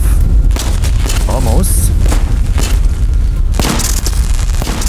Oh, then we don't get to hear the sound. Interesting. You don't have the charging sound if the thing's off. I didn't reflect on that yet.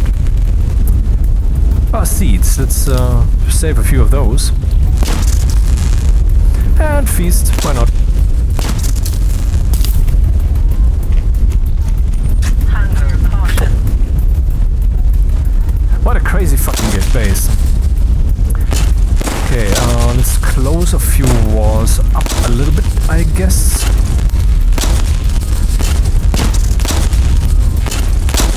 (41) and 4. So I need to find iron. That would be like the next thing to do.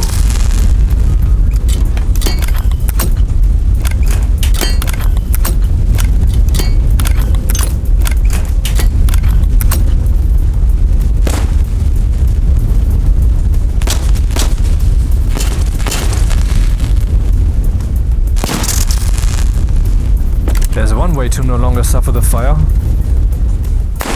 By walking away from it. 24. It's not much power that I have left really, but I have that. Let's see. So that's 270 and that is 90. So I have to walk to 270 later to get back.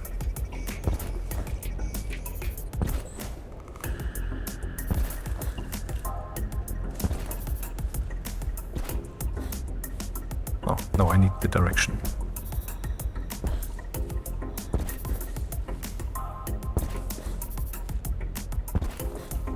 What? Is it changing? Whoa. That's very fucked up.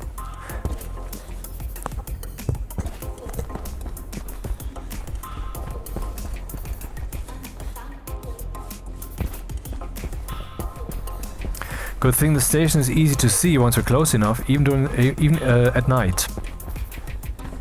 I haven't found any iron yet.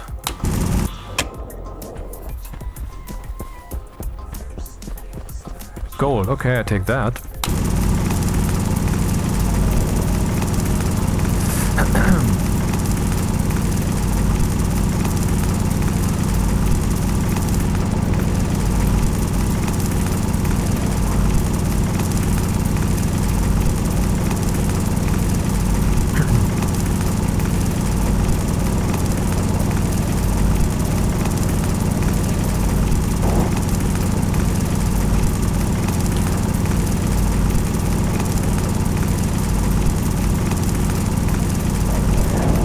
So let's say there's someone who works at a company. And I'm not talking about myself or colleagues of mine, I'm talking concepts. And they are being talked about by some people at the water cooler, basically by coffee drinking, smoking break, whatever. And they're talking about that person for a moment and then they continue on to other topics. And they talk negatively about that person, which leads to a slight shift in the probability matrix of the reality of the person working there. In other words, different experiences are being had, strong or weak, but different. And that is not what the person decided, but what someone else decided. Now, maybe these experiences will not necessarily be bad, but I think usually people talk negatively about others. To my experience, I'm not saying about me, okay? My experience generally is that people are, well, let's say they're not very creative, and negative always sells, you know? Low pressure. Oxygen critical. 270. So in other words, the reality shift that is occurring for the subject is negative. Is Hydration at least partly negative, or is likely to be negative. That of course means that the people who caused that are guilty. There's no doubt about that. That's just the truth. If what they told about the person is not the truth, and if the people who said those things if you're convinced that what you're saying is the truth, and if you're reasonably convinced, but if what you're saying is wrong, then, well, I guess you're just a victim. Just like religious people are infectees and infecteurs, you know? Someone who infects is guilty, but someone who is infected is a victim.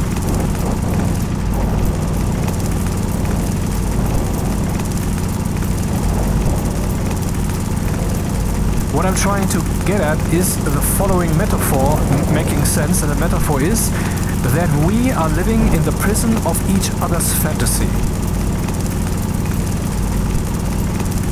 I mean, transsexual people and homosexual people and so forth, they know exactly what I'm fucking talking about. And I'm not saying, I'm not making a statement on that general, in that general field, pro or contra or anything, but I'm using them as an example that makes crystal clear that the concept applies. People are more or less living in the prison of the fantasy of other people. That is the world we live in. And I ask you, is that the world we should live in? If we had the choice.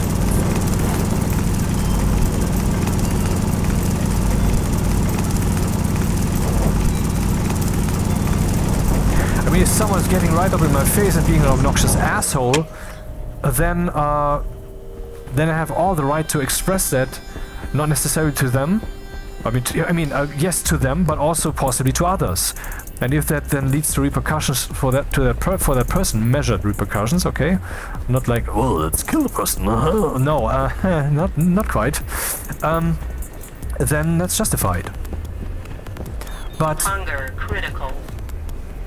otherwise, who am I to use? I mean, that's something that people I have experienced that also at school, and I have done that also myself at school, using others basically as my personal play dolls and my suffer dolls. Toxin detected. And that's something you should never do. But, I mean, people are still doing that at an adult age, but weaker. But since everybody's doing it, and you're also not reflecting too much, and also you're saying possibly, well, it's such a weak level, so weak, I mean, who cares? But ultimately, isn't it just, you don't give a fuck, and as long as no cop saw, like what Carlin said, you know, Josh Carlin, cop didn't see it, I didn't do it. But, you know, you're shaping a reality, you're writing words into the book. And that's not a beautiful story, man. And that's not just a story to be read by whoever the fuck is supposed to read that. Is that the Book of Life? But, I mean, that's the reality that we live in. And life's what you make it. And my opinion is, and I think everybody who is not an asshole should agree, and I believe some of you will disagree because the following claim is going to be relatively extreme, but then again, if you think about it, it's not. I think that anyone who metaphorically pushes down someone else's hand on the hot plate, which is what you're doing when you're carving reality into a form that is bad and someone else is suffering that badness, but you are not. You, or the one who does that, should feel that pain, not the other one. That would lead to a better world, because the people doing such shit would stop, because the pain would stop them.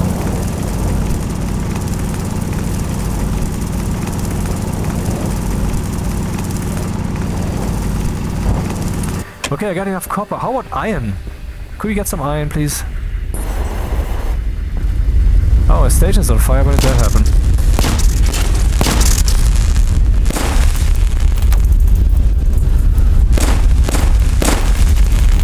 I'm guessing I'm standing next to the arc furnace.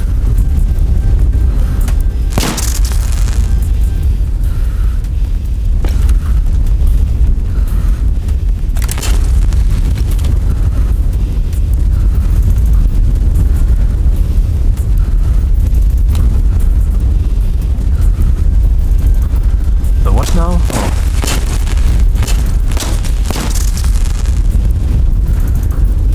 Guys, it's annoying.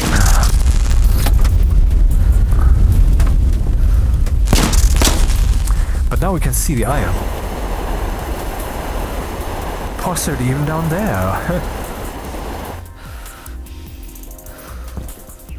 I mean, let's just say nobody is holy.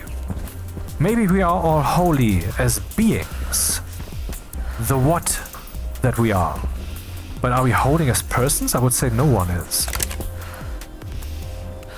Now, if we think about someone, let's say some Mexican cartel torture hobbyist who, I don't know, does all kinds of super cruel things that some of you can't even imagine, because you would abstain from it because it would just be too horrible, but it's happening on a daily basis, basically. Because with 8 billion people, you bet.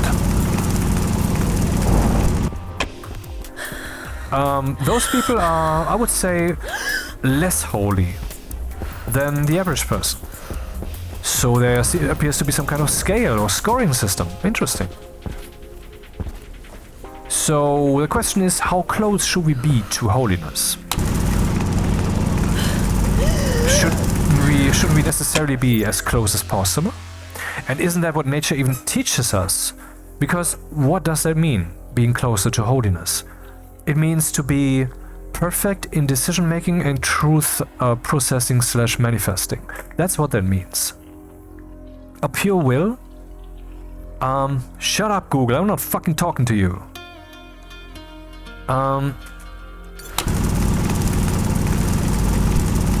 And nature teaches us that. How does it do that? Well, the example that I always use, but you know, if I would write that down, I would probably be more inventive, but I'm not writing it down, I'm doing a TED talk while playing a game, so...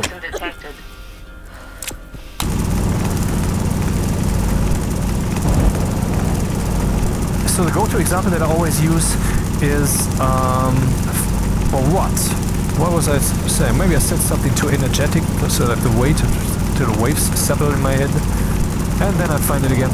So let's just shut up for a second. Yes, how does nature teach us that? There is a predator, a tiger or something, and the tiger is in the jungle, and you are seeing the tiger and you must stay hidden.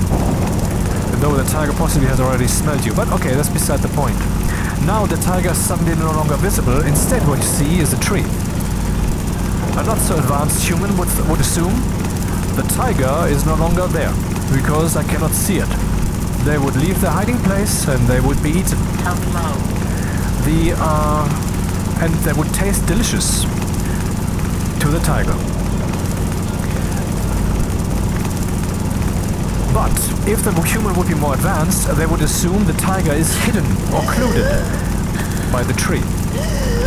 This example serves to express that our reality, that our understanding of reality and our replication and simulation of reality and our conclusions and all of that should be as truthful as possible. Now at some point that necessity falls away because we're living in this nice weave of society where we're keeping each other up, and if you really think about it, we're also keeping each other down. I'm not saying we're stepping on each other as in get out of my way, sadistically, parasitically. That's not what I mean.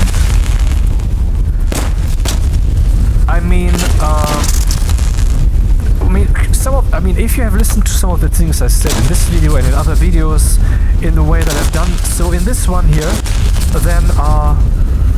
then you will have thought, what kind of fucking bullshit is that? God damn it, get back to the game.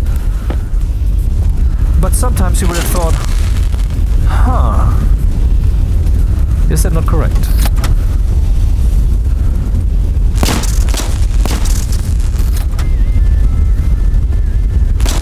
And in this way, society is saying, what the fuck, get back to the stupid game, you idiot. I'm not interested in your philosophical ramblings and shit. Come back to the party. In this way, we're keeping each other down. In this way, we are keeping each other away from holiness. Away from being the perfect manifestation, the perfect mirror image of the holiness of the cosmos, which is what we are obviously supposed to be. And when I say supposed, I'm not talking about someone has the intention of. I mean, when we're pondering meaning, and I'm not saying God told you to do the thing, why are you not doing the thing? Well, let me just take a sip of this delicious sparkling water, which is the only fluid I ever ingest. I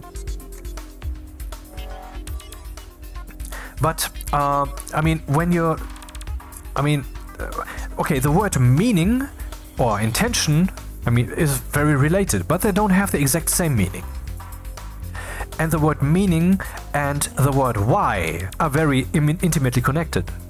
But when I ask the question, why is the falling water in the cold air forming this snowflake exactly? What's the mechanism? Then I'm not asking for meaning. See, all of that overlaps. It's a bit confusing. So when I'm saying that's what the universe intends us to do, then I'm saying the cause and effect chain pretty clearly points in that direction.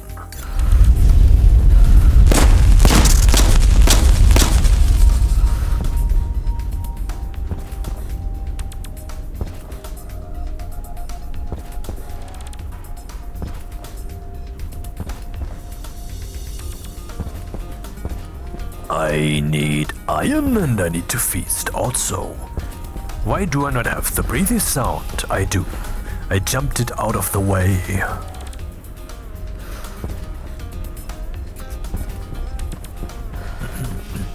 Excuse me.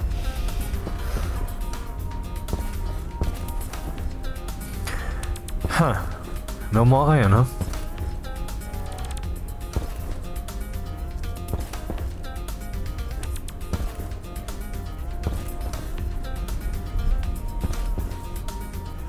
Should really put up the microwave.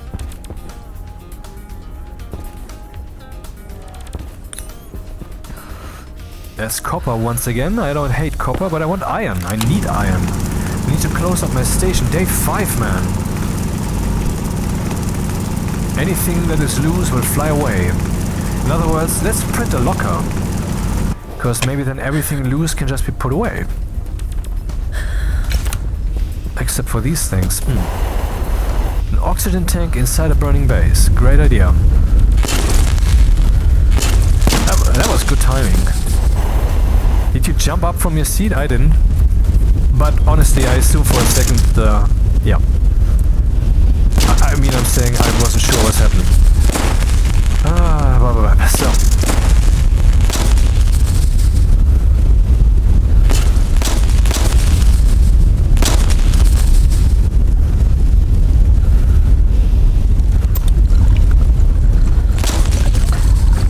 Poorly towards fruiting.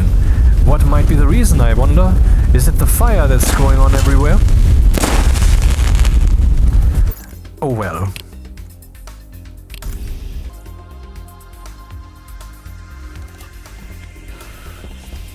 Growing poorly, let's wait a bit and see if they will be thriving.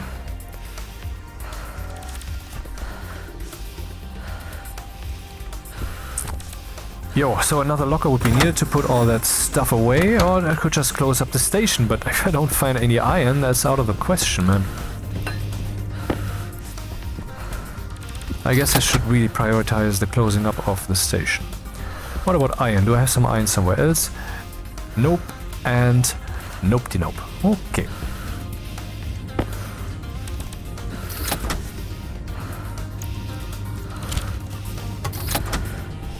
No fiery explosion.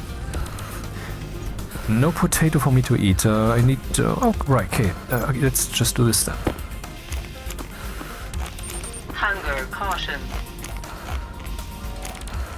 Yes, we are supposed to be truth processors. We are supposed to be an eye that sees the universe. I mean, technically we are the universe, you know? I mean, there's the single-celled organism drifting about in the original soup, you know, as a metaphor. I mean, you don't have to be super precise now, evolutionary biology, and I don't really know that stuff, but I've understood the concept, and the concept is super simple and logical. Now, the more such a being perceives its surroundings, for example, by sensing whether the water is acidic, and such, the more the being becomes an eye that sees the world, and it increases its survival. So the universe's will, as in intention, as in a cause and effect chain that points in a direction, is you shall become aware. Because else I will kill you. But I will keep replicating yous, will make lots of you. So the intention is you shall be. But you, okay, you failed, die. You did not fail, you shall live. So it is the universe's effective intention to make beings and to make them persist. That is what the logic chain points at. But, I mean, what the beings are perceiving is just the nuclear soup of the universe, which they are a part of. for whatever reason, though, I mean, in a way, are you not... does your body really end at your skin, or doesn't it end in infinity? Where does your body really end? I mean, you cannot live without air, you cannot live without gravity. So your being is not really located just in the place where you are. You need more. The loop of you is more extensive than just your body. That didn't sound good enough, but okay. Maybe we can pick that up later.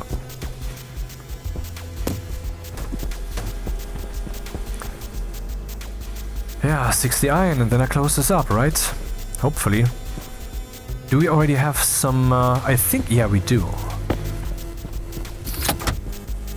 What are the plants doing? Poorly, poorly, poorly. Why? Maybe I should print the... do we no longer have water? We should have water. There's no pollutant here. The temperature is fine. The light rhythm should be fine. It must have been the fire or something, I don't know. I would let them grow now for 2 days. Would I eventually see that they're no longer growing poorly? I guess I have to print that cartridge, but I have to print stuff anyway, so why not? I guess I need gold for that.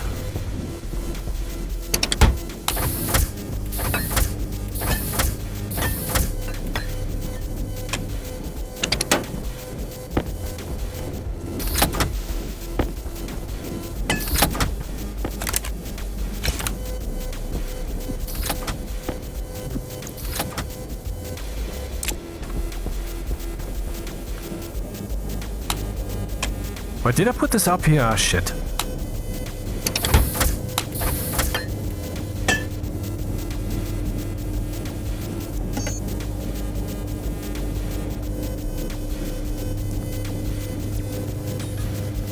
And it needs... God damn it.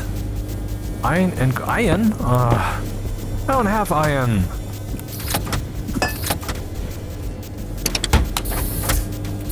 This is getting old fast.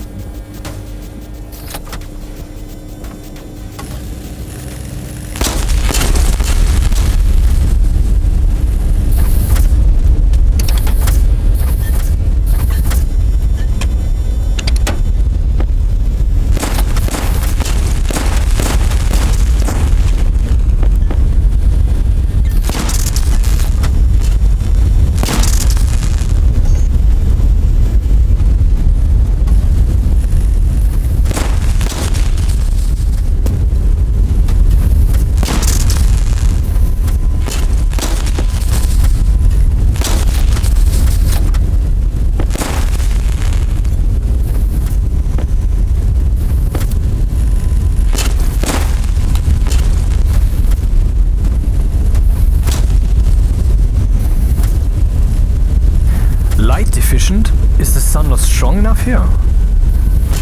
Oh, I didn't consider that.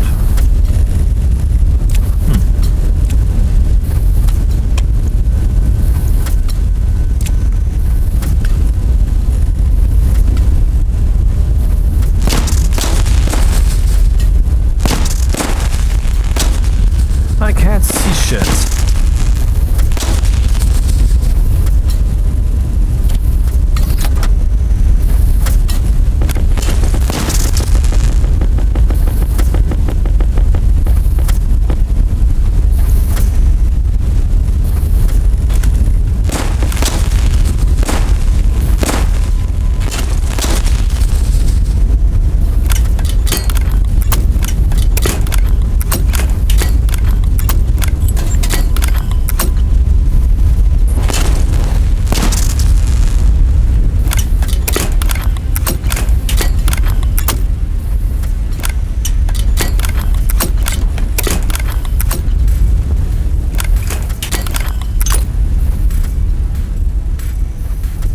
Actually, closing up the station like this should help with the fire, even if I don't evacuate it, even if I don't really close it up completely. Because once the burnable stuff has been burned, the fire will move on to a different location.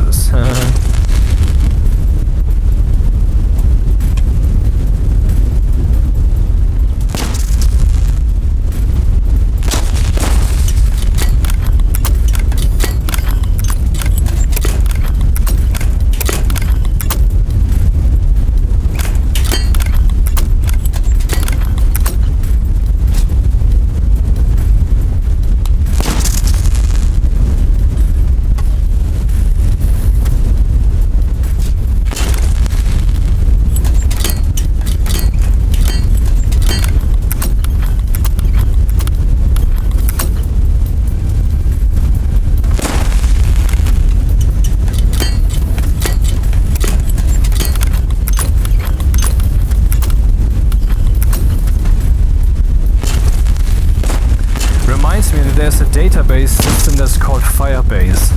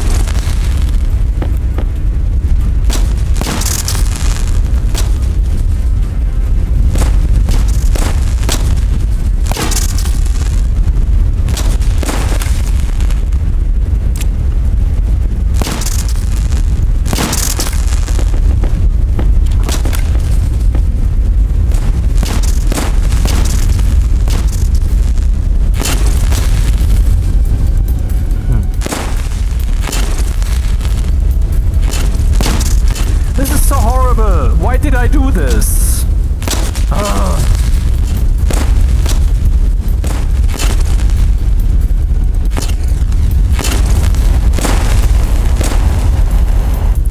I seriously need iron now.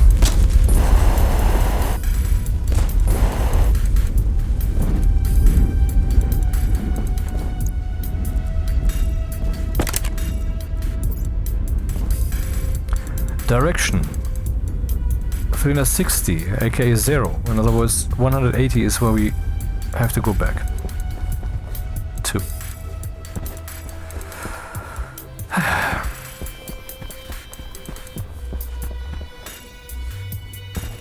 Now, okay, if we are in each other's fantasy prison to some degree, and we shouldn't be there, and so we should not contribute to the littering in this form that's happening. We cannot prevent others from littering, I guess, but we can not do it ourselves, and if everybody stops, then okay, problem solved. The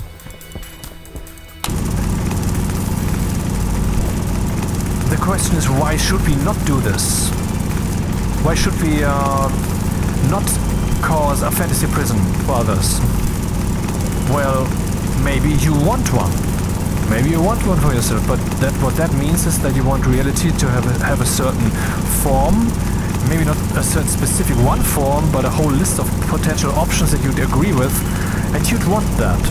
I'm not saying you do, I'm just thinking logically. I mean, basically the opposite. I'm pondering the opposite to find out if the thing I'm claiming is true. And that would imply that you have a certain will as to the shape of reality. But if others have already shaped it differently, then you're not going to have that. So in other words, yes, we want our will to happen. We want our will to be done. And if we are in a fantasy prison, then we can't do that. We can't say certain things. Can't live certain things. And I mean, what people do in their own home, basically, that's their own fucking business. Or to their own bodies. Though I think advice is still warranted. I'm not gonna go into the details here because, god damn it, the world is so full of horrible stupidity. Need more iron, need more iron. It's day 6, it's day 6.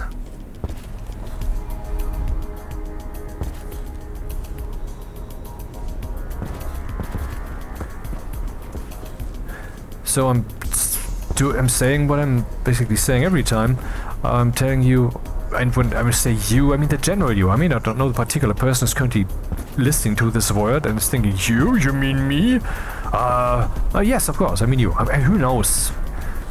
But I'm saying basically you should try to be a better person. Try to be holy. And why should you be holy? Because why should you not throw your garbage onto the street? You know that, yes? And you're not doing it because it's stupid and you think that people who are doing it are idiots. But this thing that I'm saying here, this more extreme version and also more broad, instead of one particular example like not tossing actual litter on the streets, this holiness thing that I'm preaching here, that is that to the extreme. But it's the same thing.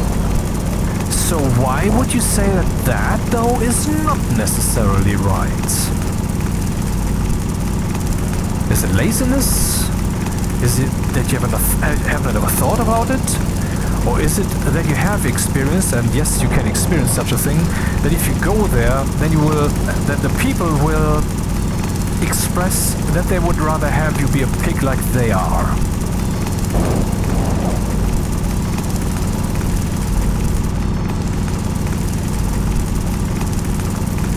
So now the next thing is, but I already said that kind of, why would you try to be holier? Hydration critical. I mean, there are certainly benefits for yourself. A more clear mind is more capable of experiencing. So your experiences will be better. And your ideas will be better. But also, I mean, even if only others benefit, the same happens in regards to littering, right? Why should you not litter? Others are doing it. Others are littering, why should you not do it? I mean, does it really change the world if you stop littering? That little change, if you stop littering, does it really matter?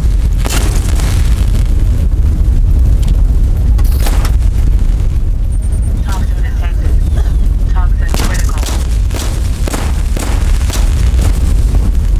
Aha, poorly, but growing. Alright, that's good enough. Yeah, the microwave. Didn't I want to do something about that? I remember loosely in a former life, before reloading.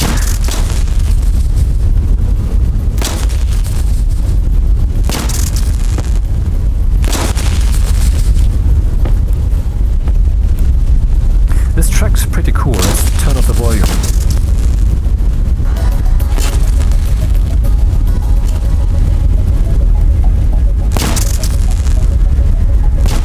Or is it over? Because that's not cool.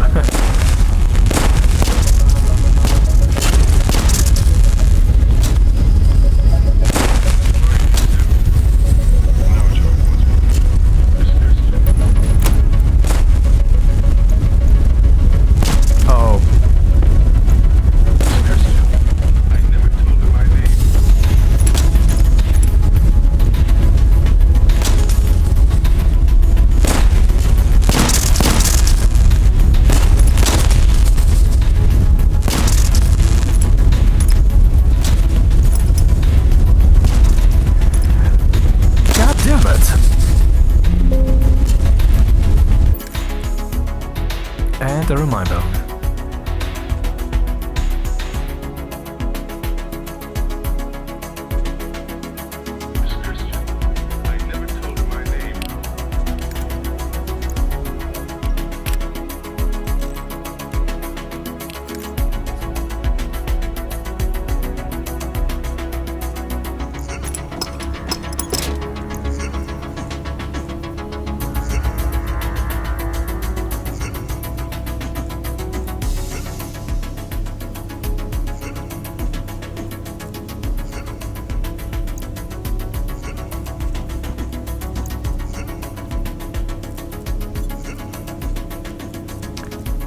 Okay. Right mouse button teleport no longer works. Oh, you didn't know that exists? Click right mouse button here on this thing. Oh, that teleports it into your inventory and back and forth. And that too. Bit faster than dragging. And no one tells you that. I'm not saying, hey, behold, I'm telling you that. No, I'm saying, why the fuck is such a primary improvement of the interface not even being mentioned?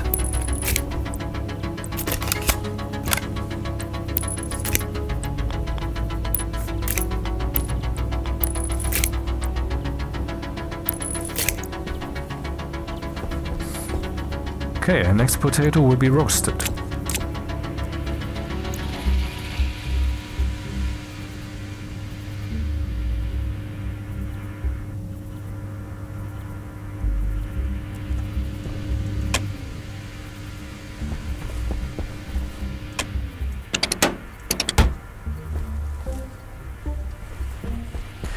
Yes, seize the day. That's the thing, right?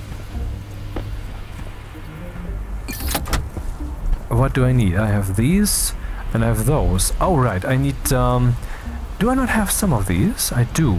13, that's not enough. 1, 2, 3, 4, 5. 1, 2, 3, 4, well, 25. I need 25, so I need 12.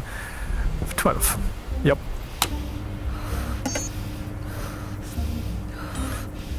Okay.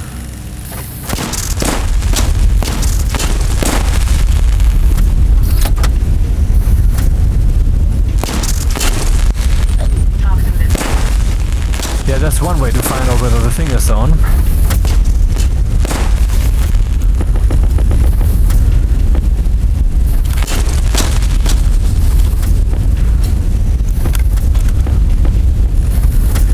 Oh, I have 26.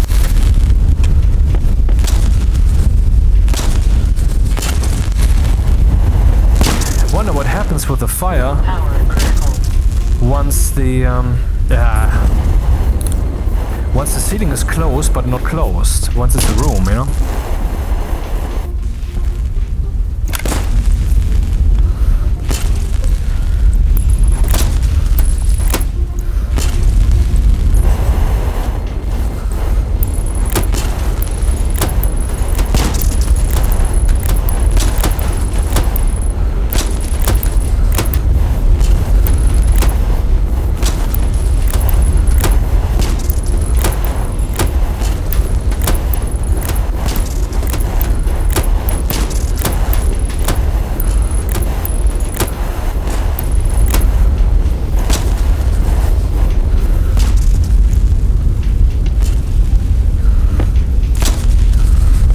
Even have enough materials.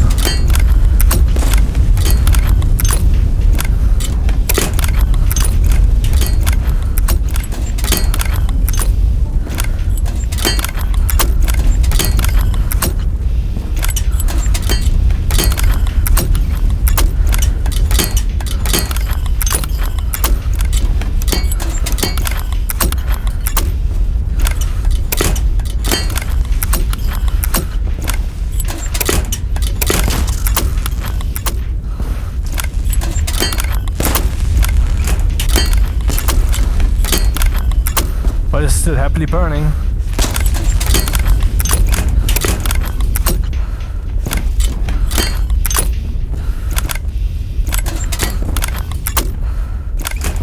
Okay, that's it. Everything is closed but the entrance. And this means that now the volatiles should basically be slowly removed, mostly from the station. Uh-huh. So they're not burning up fast enough, huh?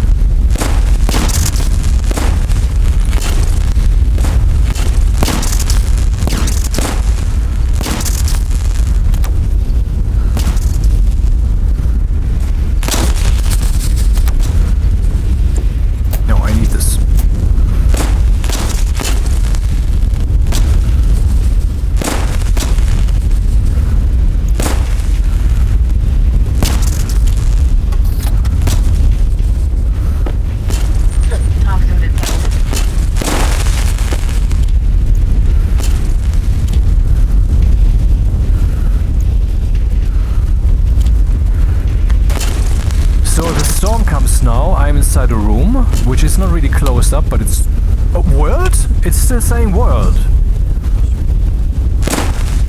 Okay, why is it still saying... Oh, because I haven't yet placed the doors, of course. Well,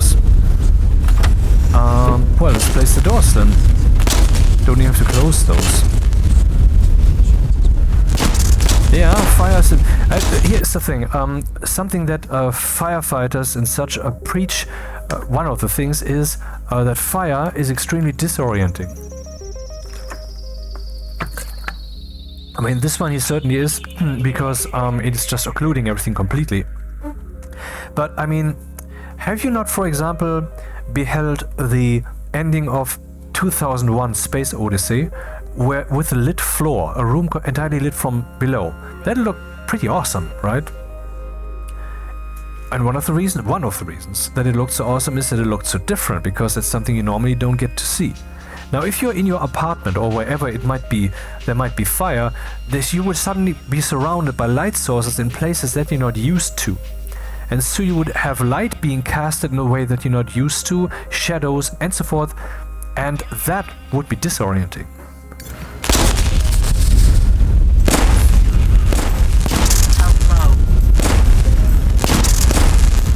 Let's see if we can find the water. Oh, there it is.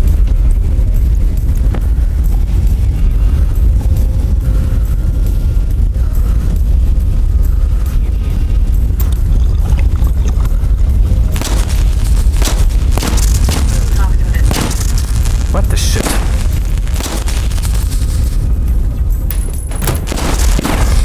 Whoa, what the fuck is happening? Suddenly the entire room is on fire, because now the room is properly burning up its content. Ah, look at that! And it's getting hotter and hotter and the plants are dying, of course, but you know, win some, lose some.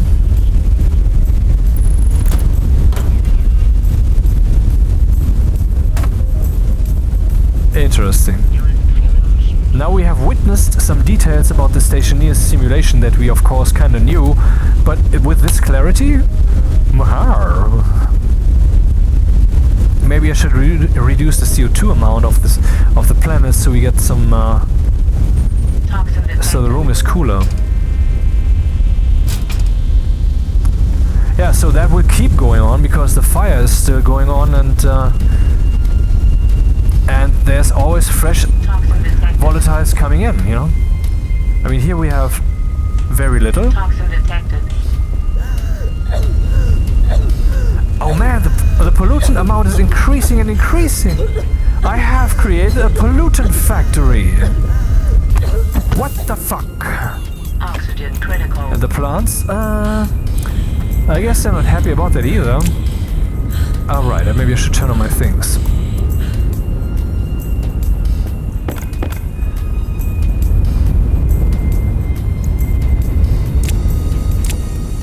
No, I need glass instead.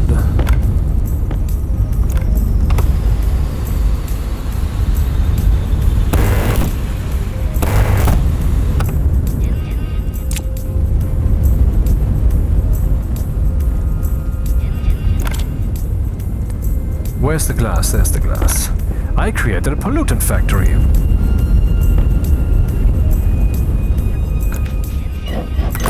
And now it's shutting down.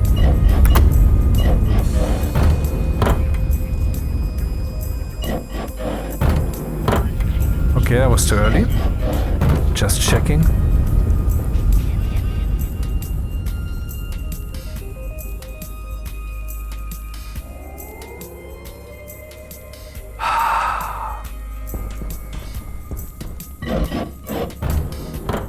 We didn't start the fire. It was always burning, la la. Okay, so now we will have some atmosphere exchange with the outside, which means the pollutant ratio will decrease and the volatiles ratio will increase. So, I mean, that's a fucked up way to play the game, isn't it? Uh-huh. Yeah, we need some more wind turbines. How can we make those happen? Some iron. Do we have gold and copper in sufficient amounts? And can I actually... There's one frame, I need some more iron frames. Do I have some iron sheets too? That's not quite many, but just enough, yes. So I need one iron frame. And, yeah... You know what would happen now, do you? Station on fire again.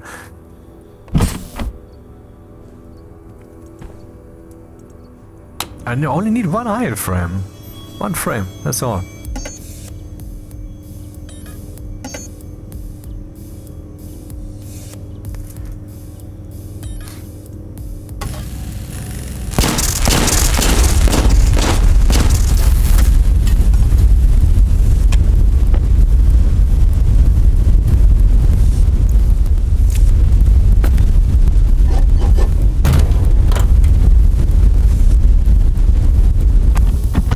No. Oh, interesting. Now it keeps burning over there. Wait a minute. Oh shit, you know what that means? Okay, I wanted to say this will now turn that into pure pollutant. No, bullshit. I mean, there's still an exchange with the outside atmosphere, but that fire here will never stop. When have we ever observed fire this clearly and in such isolated way? And how great would it be if that would cause some ambient render level, ambient brightness level change of the renderer, not here, maybe here a bit, and over here a lot. That would be so great if the fire would light up the place. I don't know if the dev team of Stationeers would ever do that, because I mean, in case you haven't heard that yet, they are strapped for cash, have always been, but they keep developing this game regardless, you know. So they only focus on the things that are most effective to the gameplay, and currently they're making the terrain system overhaul.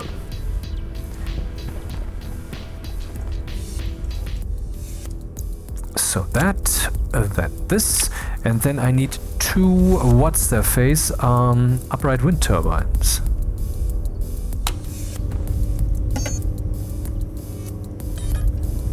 Iron. Can only make 1, but that's better than nothing. And now it should not burn.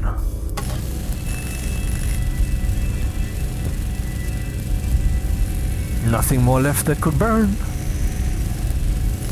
If I only had more gold. Actually, I do have more gold. But I don't have more power.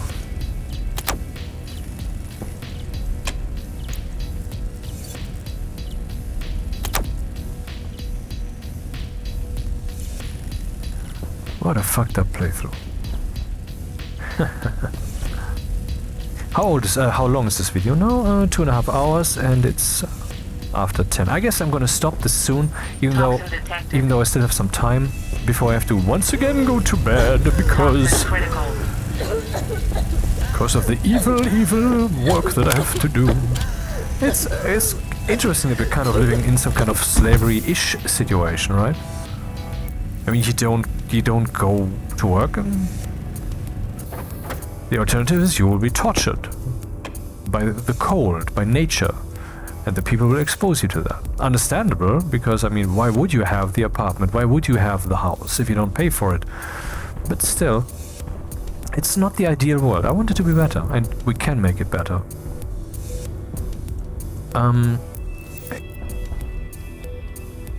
Barely growing now. Okay, so I would now unleash the fire once more. Hey, I have a wicked idea. Waste tank caution.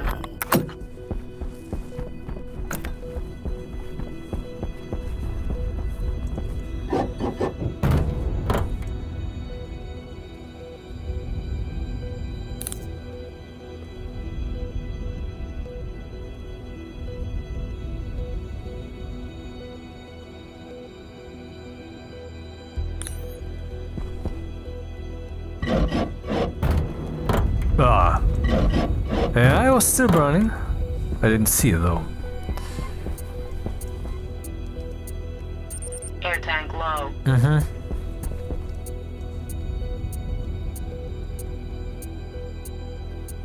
Why is it using that much oxygen here, man? I don't get it. Let's turn off the AC, see what happens. That's not the reason. That's certainly not the reason. Breathing that empty rather quickly.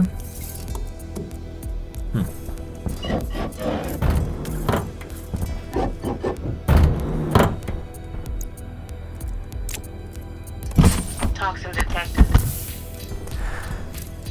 So where were we? Wonder what happens if I place these in weld. Will the fire run back into the station?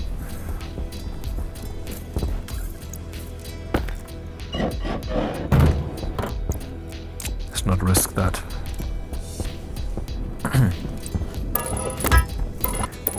Because I guess I just want to enjoy a little bit of Factorio. That's why I would like to abort this soon.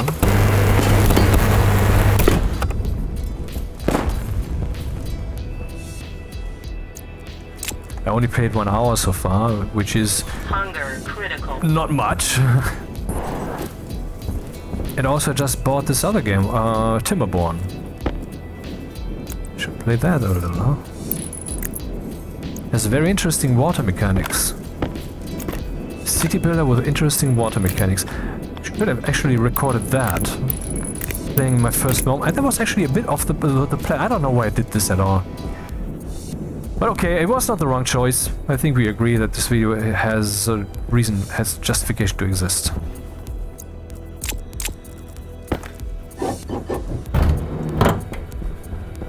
So a new day dawns, I would have to go mining. This is basically just the threshold between two flows of playing this. Toxin detected. So it's a good moment to stop this. Save and fly around a little.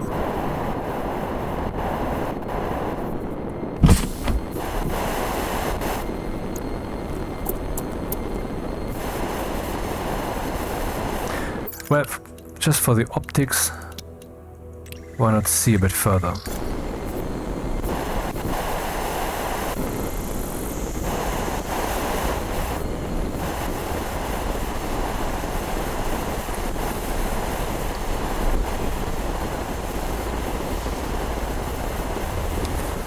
See you again next time.